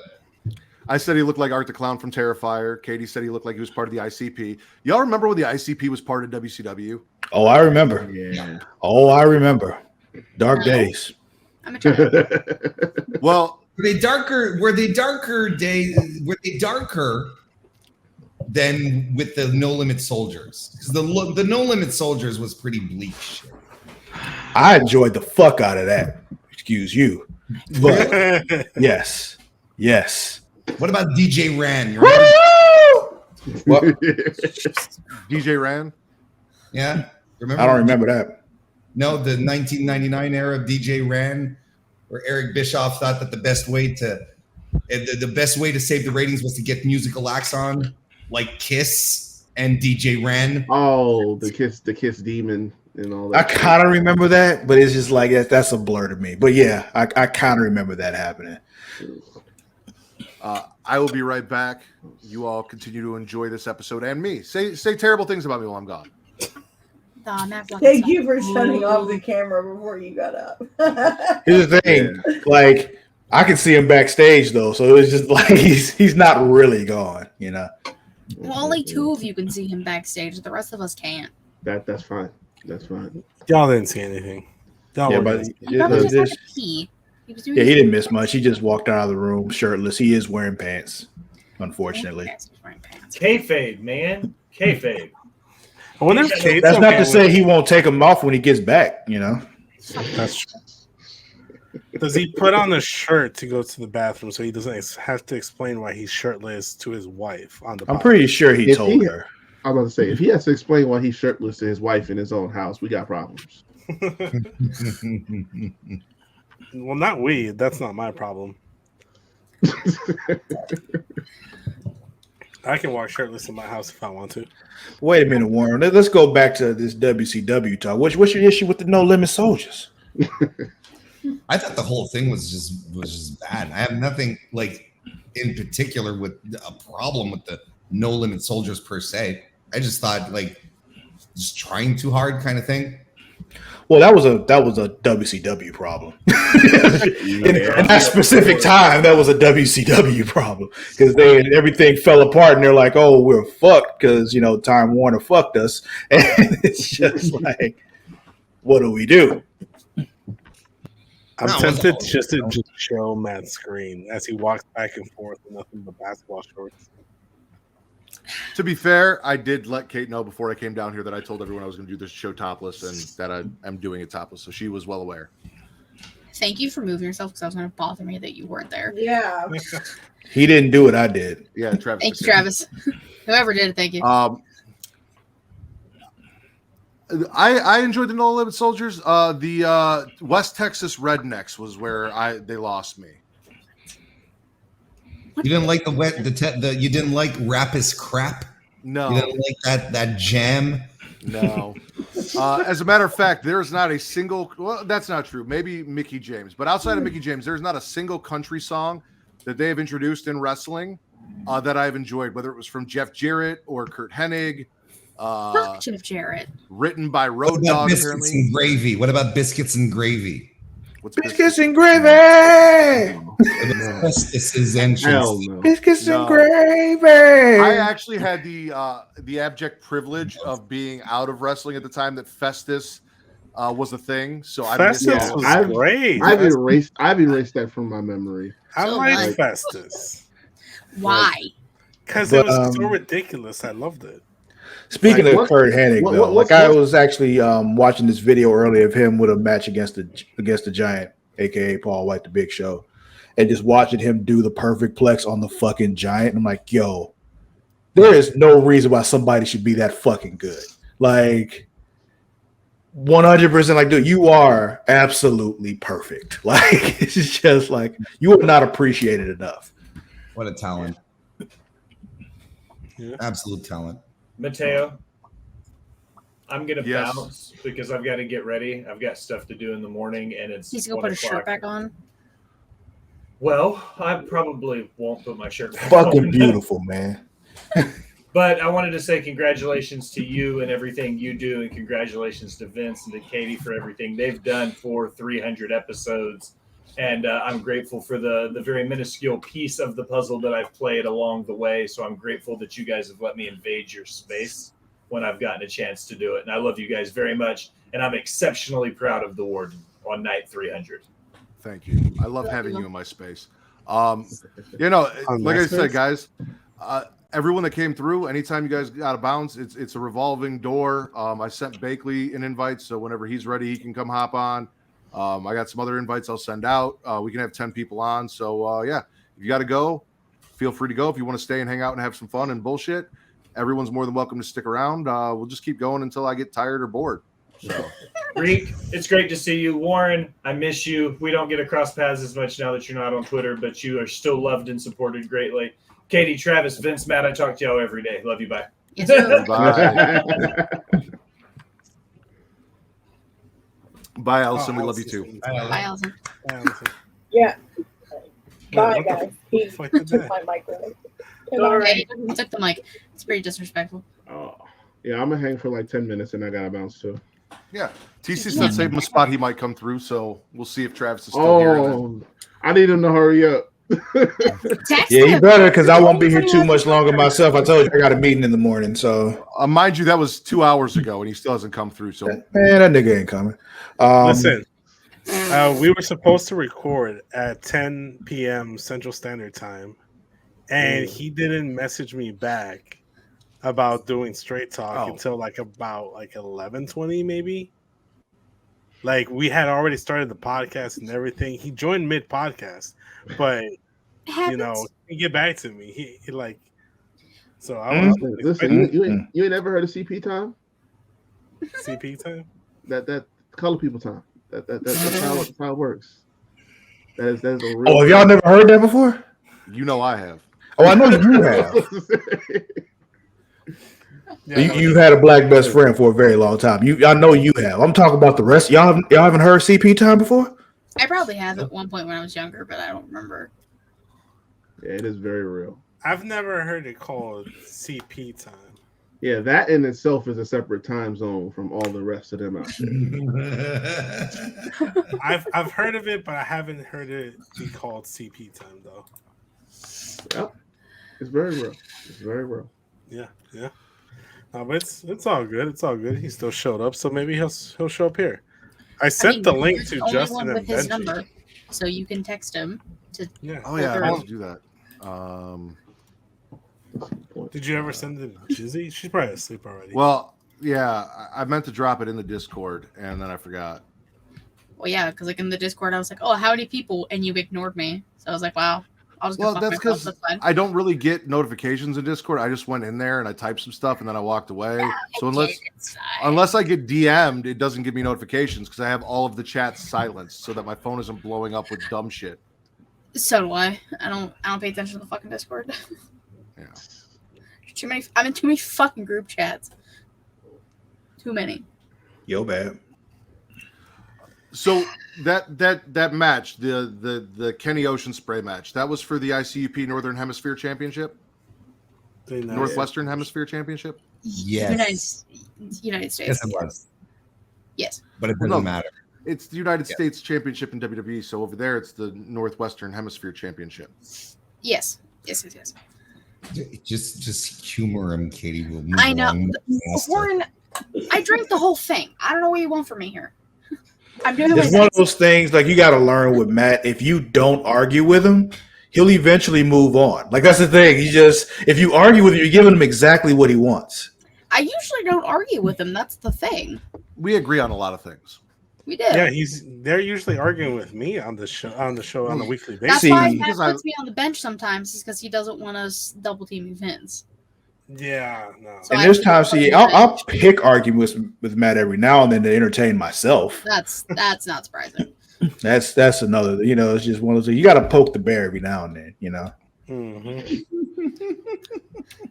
Nah. By a bear during Pride Month? Is that what we just established? Well, it's not Pride Month. Pride Month is officially over now. I guess now it is. So yeah, it's been over for me. Well, it's been over for him for 37 minutes. So yeah, but you're in the future, Katie. That doesn't count. Excuse you, I'm not the only one in the future in this call. Reek is also in the future, and Travis and Warren. So fuck you guys. Kind of outnumbered now. Yeah, because I moved. Everyone's in the future. I always forget that he's on a different time zone. Yep, ATL. I gotta Rob Warren. Should I call? What is there a Canadian 911? Yes, it is called 911. Okay. Canada has 911. I didn't know if they did that. That's crazy like that. I'm not even saying I assumed that they didn't. I just had never given it any thought until Matt just brought up. Like, wait, they do. Okay. We're still like getting used to this technology called telephones. It's awesome. It's like we were so happy to finally get them. You wouldn't believe like how quickly now we can corral our moose by coordinating our efforts via this telephone device. I'm glad. I still have the Mounties kind of like, I was going to say, Canadian 911 is at a direct line to the Mounties. And has anyone let them know that there are wildfires? Yeah.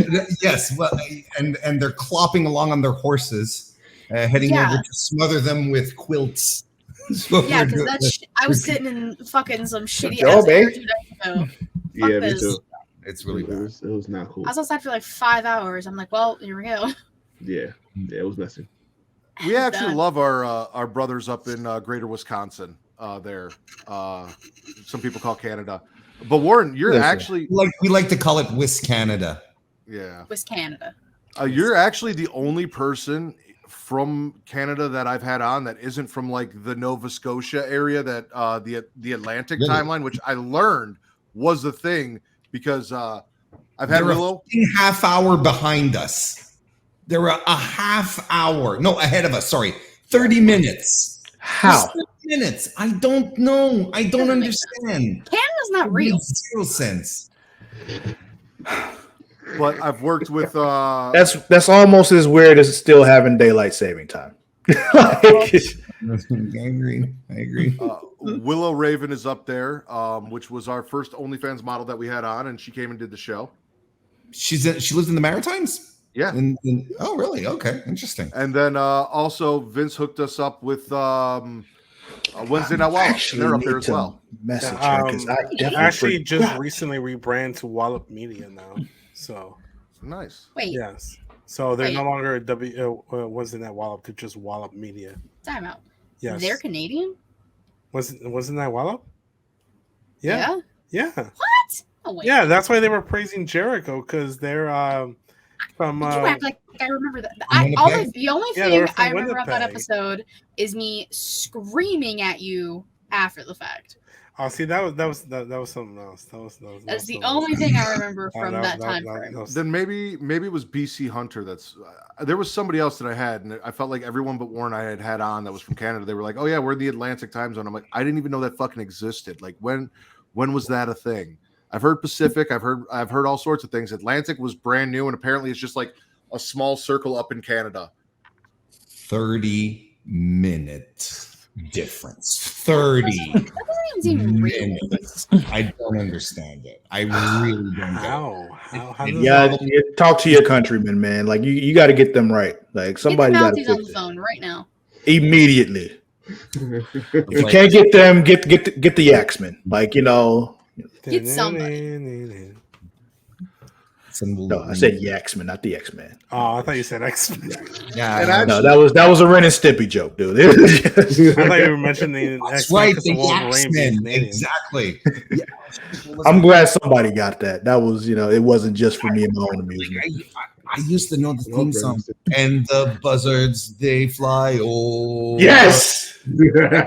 Poisonous snakes will devour. Yes! Reach in the sun. Yes. Oh, shit, what's the rest? And then there's this great flourish. And we have to clean up after them. something are the best. Our saddle sores are the best. That's what it was. What the fuck is even happening? They're right now? piecing it together. They're keeping my childhood alive. Is what's Ren and Stimpy. Traumatized me as a child. good. Excuse you? And that Listen, in the is 90s, our the great shows didn't reward traumatize you, they weren't doing their job. for Yeah, the cartoon was being fun. a royal Canadian kilted yaxman. Travis and I did just cover World War III in 1997, which was the lead up right around the Montreal Screwjob, where they let Eric Bischoff and Kurt Hennig sing "O Canada," and the NWO came out with the Canadian flags and did that whole thing. Great. Eric Bischoff can't sing for shit. It was wonderfully awful. Like, just, oh my god, the I hate this word, but the cringe that was happening during that segment was just, oh, I loved it. Like, it's just like, oh, this is so bad. This is so bad, and I love it. Mostly because I knew Matt hated it. Like, No, it wasn't good. Between that and Sold Out 96. Was the one? Sold Out 96 was the terrible one? Like That was 97. That was 97. Because that was the first sold out after the NWO was formed. It was an NWO pay-per-view, and that was when Eric Bischoff trolled the world with this horrible pay-per-view, and somehow like just it was again wonderfully awful. Like NWO, yeah, that whole thing. That was NWO. Mm-hmm. Yeah. if you look at it at the lens of this is a big fucking joke, it is a great time. Like, no bullshit. Like, the whole time, even like when they're doing the entrances for everybody that was WCW, the announcer was just talking shit about the dude that's coming out. They got no music. It was so great. And then the people coming out with the NWO, unless you were Hall and Nash and Hogan, they all came out to the same theme, to the NWO theme. So you never really knew. It was always like they got that. Everybody that wasn't them got that alternative NWO theme. That yeah, exactly. Yep. I'm not going to ask this to Travis because he already knows the answer because he does a show with me. And I know Katie has only ever watched one pay-per-view from WCW, so I'll leave Katie out. Vince, which one? It was 95. It was the one where Dustin Rhodes had the match on the trailer. Oh, that okay. King of the Road match. Yeah, that was a terrible fucking pay-per-view. I wish I never watched it. Yeah, That with Pretty Kyle. But for Vince, Reek, and Warren, I'm curious. Each of you, let me know who you think my favorite wrestler from WCW was. Because Travis didn't know this until we started doing the show. Okay. Vince's vote is Disco Inferno. From throughout the era, right? Yes. Yeah. WCW period. Wait, how well DM do you know me, Matt Ritter? I want to know. I'll tell you when they're done. Oh, okay. Yeah. Alex Wright. Alex Wright, German sensation. That's what Bakley said in the chat too. He said Alex Wright, right as Warren said. Bakley, are you coming and joining us or what? I saw you saw the invite. Yeah, come on. Bitch. There are two names that come to mind. There's Buck Bagwell and there's Sting. One of them was my guess. One of them was Travis. Well, it actually wasn't a guess. In my head, I just knew that was who his favorite was. It was just like there was no question about it until he told me otherwise. I'm like, oh, I mean, it makes sense, but and that was Sting, was Travis's guess. And because I get it, he was kind of like WCW's counterpart to The Undertaker. He had the Crow gimmick. I enjoyed the Crow growing up. It was great. But my favorite wrestler of all time in WCW, one of my favorite wrestlers of all time, period, Diamond Dallas Page. Oh, all right. That was close. Inferno close to DDP. That was not close. Huh? I mean, they're both white. Yeah. That's about all. That's not true. Disco Inferno did the stunner and DDP did the diamond cutter, and they're versions of the same move. Yeah, Did he? very Disco did the chart buster. It's the stunner. Also was a bitch, but that's a different conversation, I guess. Oh, you mean because No. he refused to lose the jacket, which is how he got fired, and then they brought him back eventually because he decided he was going to go ahead and take that bump? I was just talking about him as a human being, but yeah, sure. I mean, yeah, he's a shitty person too, but I just talking about how he didn't want to put over Jackie. Yeah. Sure, Well, I- he's just been a shitty person his entire life, including now. Mhm. However, when we used to play basketball, on the rare occasion that I would actually make a shot, because I am not good at basketball, I would always throw up the diamond cutter and do the bang to celebrate the 1 in 20 shots that I made. Sounds about right. There was something else you used to do. What was that? That was your imitation of Randy Savage. You would do your "ooh yeah," Yeah. loud as fuck. Yeah. Yep.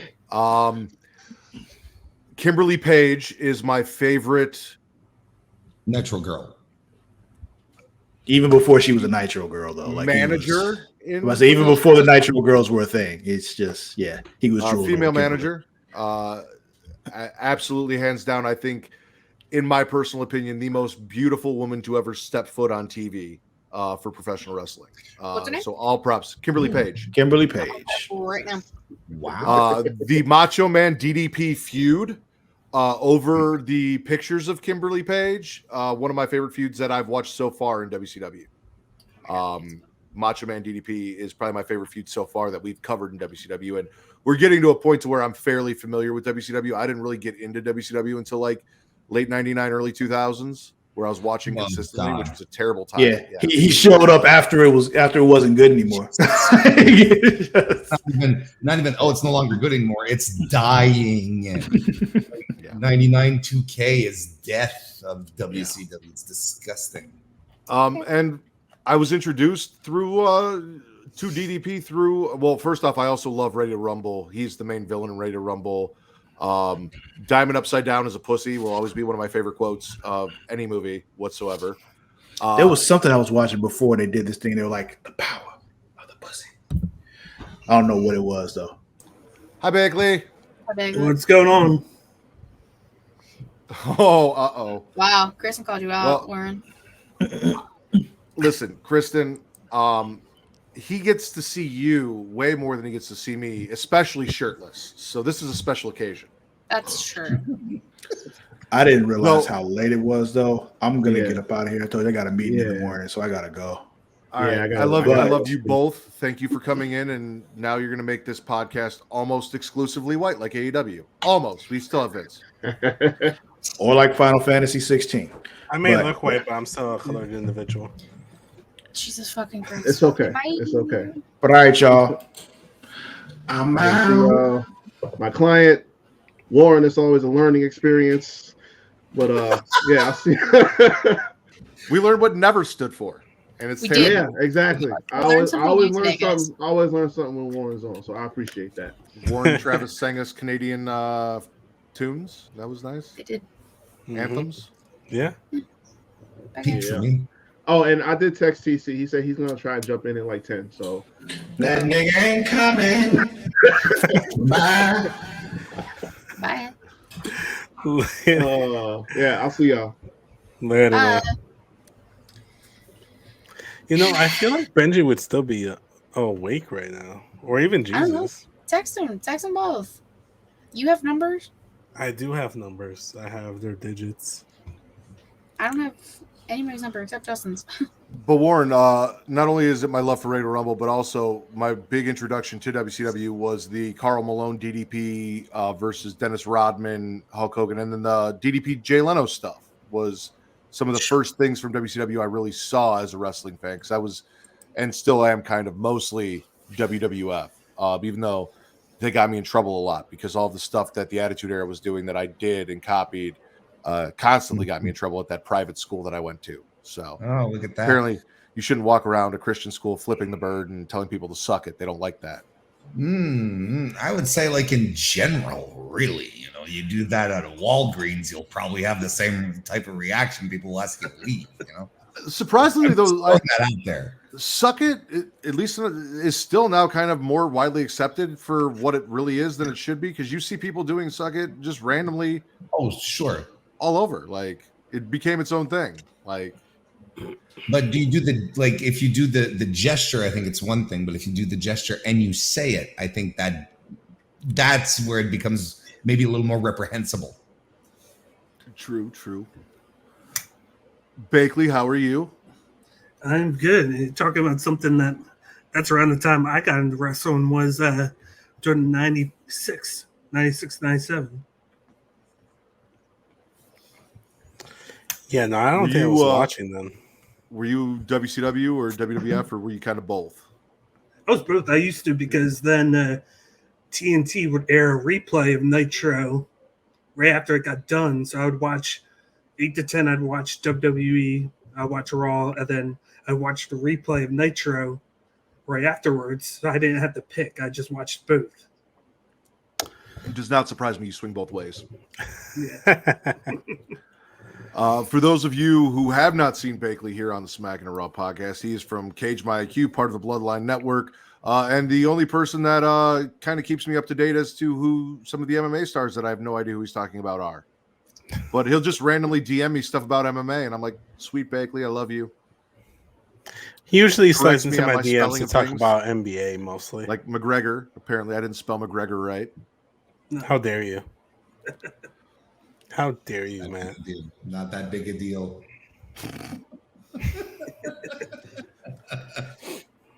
Honestly, if I was around when WCW and WWE, I mean, you were around. You existed. You were alive. I mean, I was around, like, watching wrestling is where I was going to finish my sentence with. I think I would have just stuck with WWE. I never really liked the presentation of WCW all that much.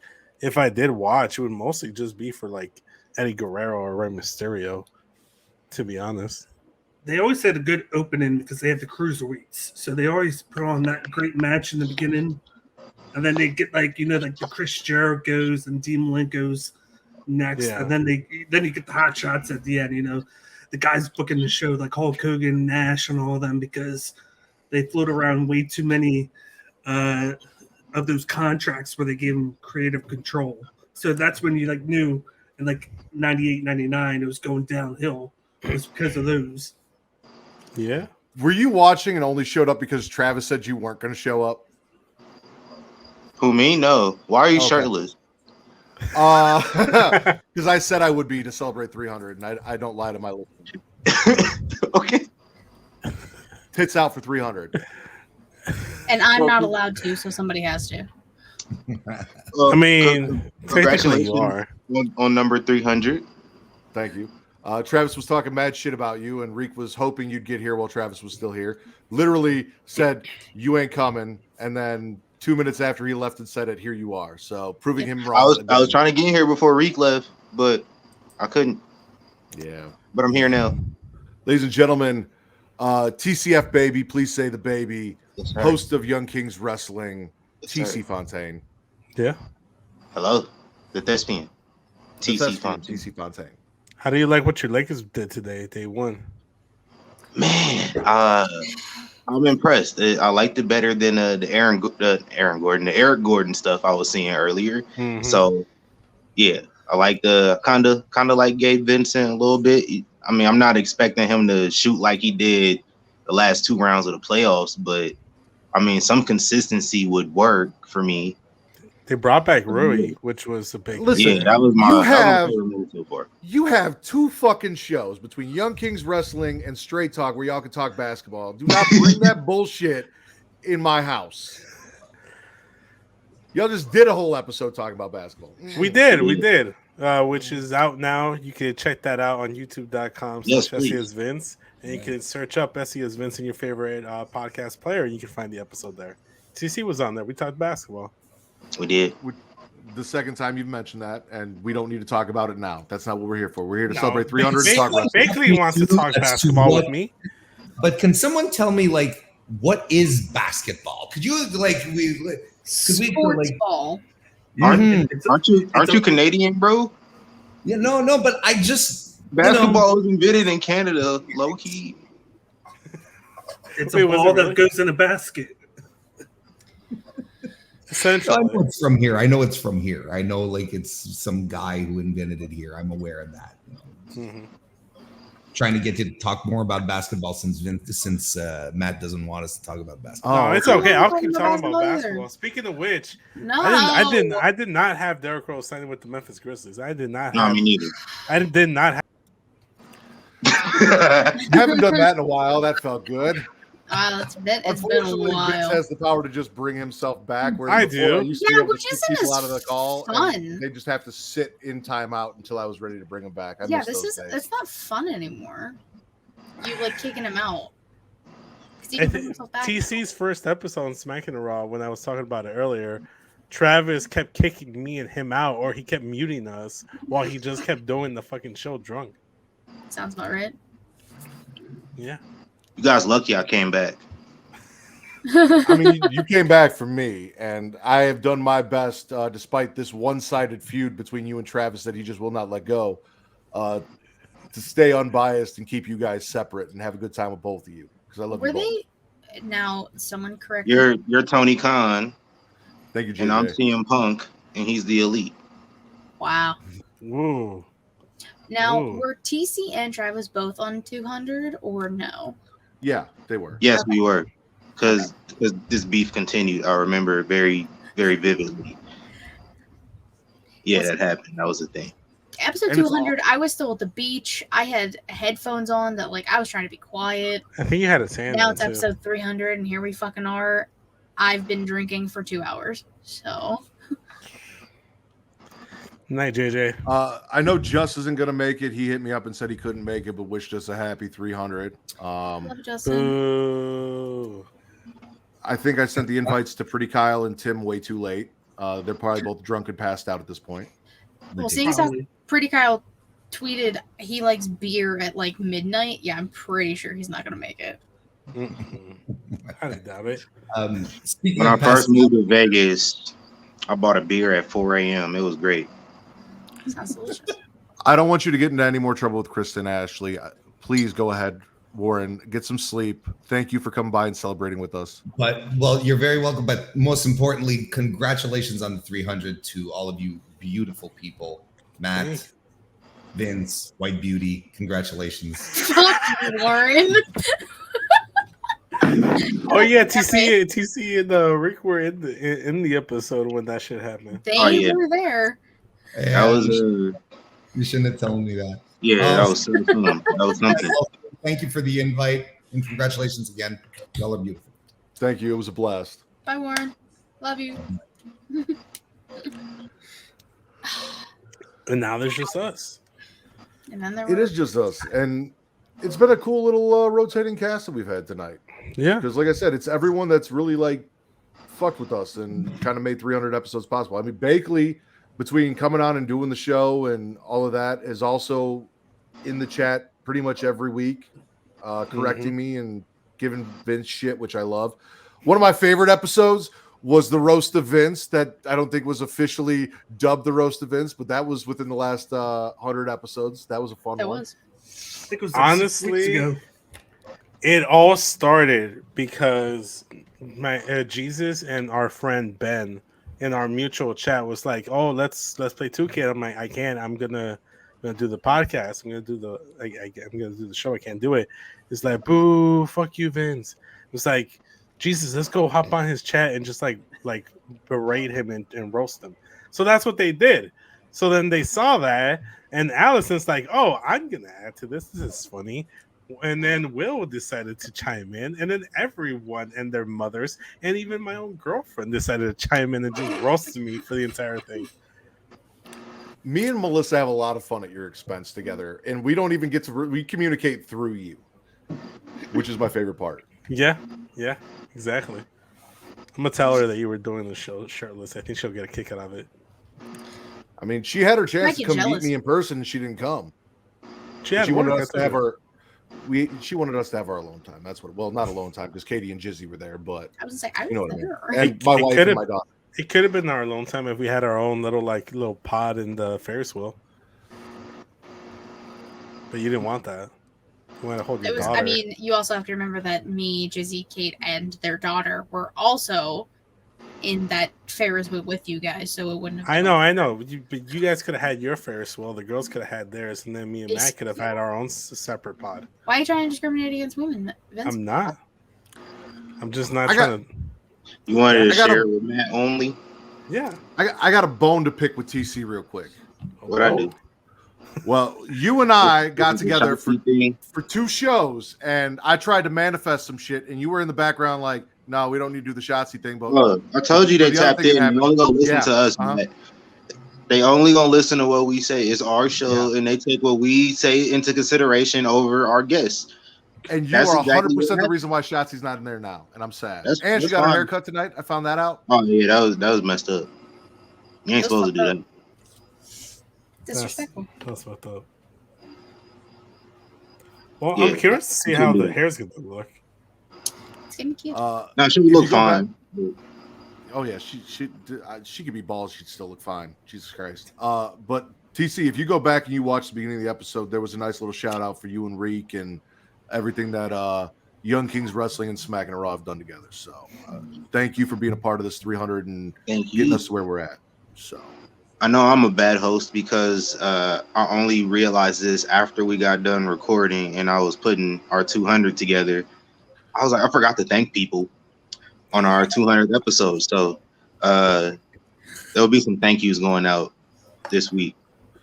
It is really dope though, that because you guys did your 200th episode Saturday, so less than a week ago.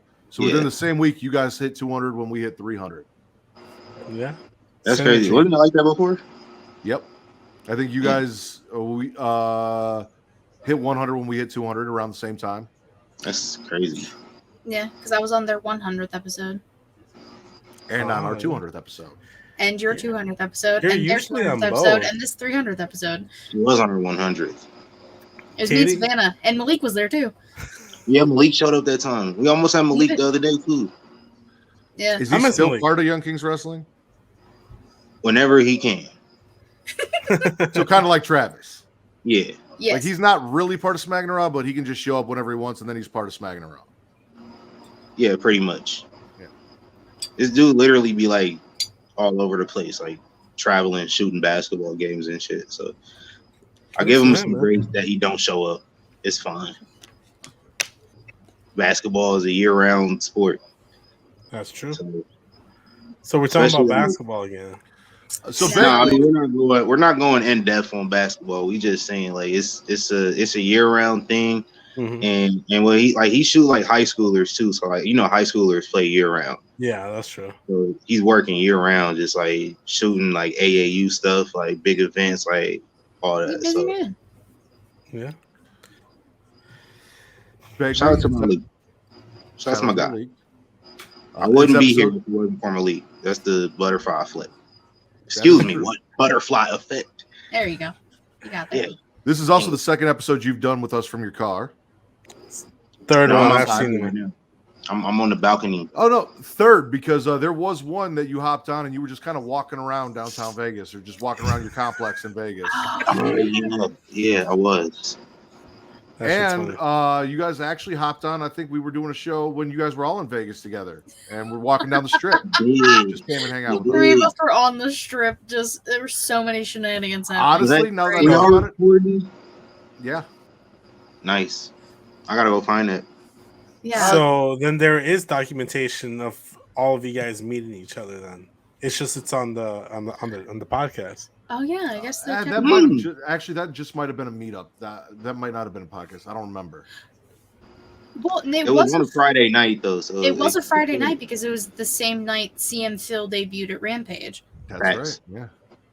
So probably. So I think TC's actually been on our show walking around outside more than he's been sitting in front of a computer. No, I don't think so. Well, I can count now, including this one, at least 4 times. So if you haven't been on more than 8 times, what was the 4th time?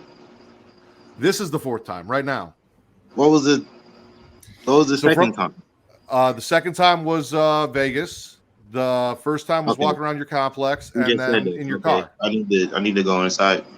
He's like, I'm going to my computer real Listen, you're the only wrestling podcaster that I can literally say has been outside and touched grass, and I've got video proof of it. So quick. That's true. There you go. Mm-hmm. the rest of us are podcasting from our living rooms, Bakley's safe house in our basement. So I'm in my bedroom. Excuse you. it's true. You got to keep the continuity. We're all in basements at the moment. I am not in the basement. I'm actually glad you came by, Bakley, because I feel like 300th is like like a birthday, kind of. I mean, technically our birthday's coming up, but I feel like I should get a wish. And my one wish is that for episode 300, you finally get that soul you've been looking for. So It's not going to happen. Oh my god! How dare you? listen, bullshit with Bakley in those group chats that we used to do, and it was one of my favorite hangouts during the pandemic. I'd hop on with you and Tim and everybody and tease you about, you know, podcasting from a safe house and ask you, you know, if they're still looking for you. And that's how we just kind of got together. And then you've come on, you've done the show. And outside of, like I said, being in the chat, hanging out with us, having a good time, you're one of my favorite guests because you always have that knowledge that I don't have. So if there's anything I don't know that I can't explain or I've got questions about, Bakley is always right there with the info that I need. TC says it's Googleable. I don't need Google. I got Bakley. So he could have answered the never open weight championship question just like He Warren was. did. He was in the chat answering it as the Canadian was. Yeah, he was there. As the Canadian, as you deem Warren. Oh my god. The Canadian. I just said it's blunt. It's for foreigners that they want foreigners to go after a belt, so that's the one that they need.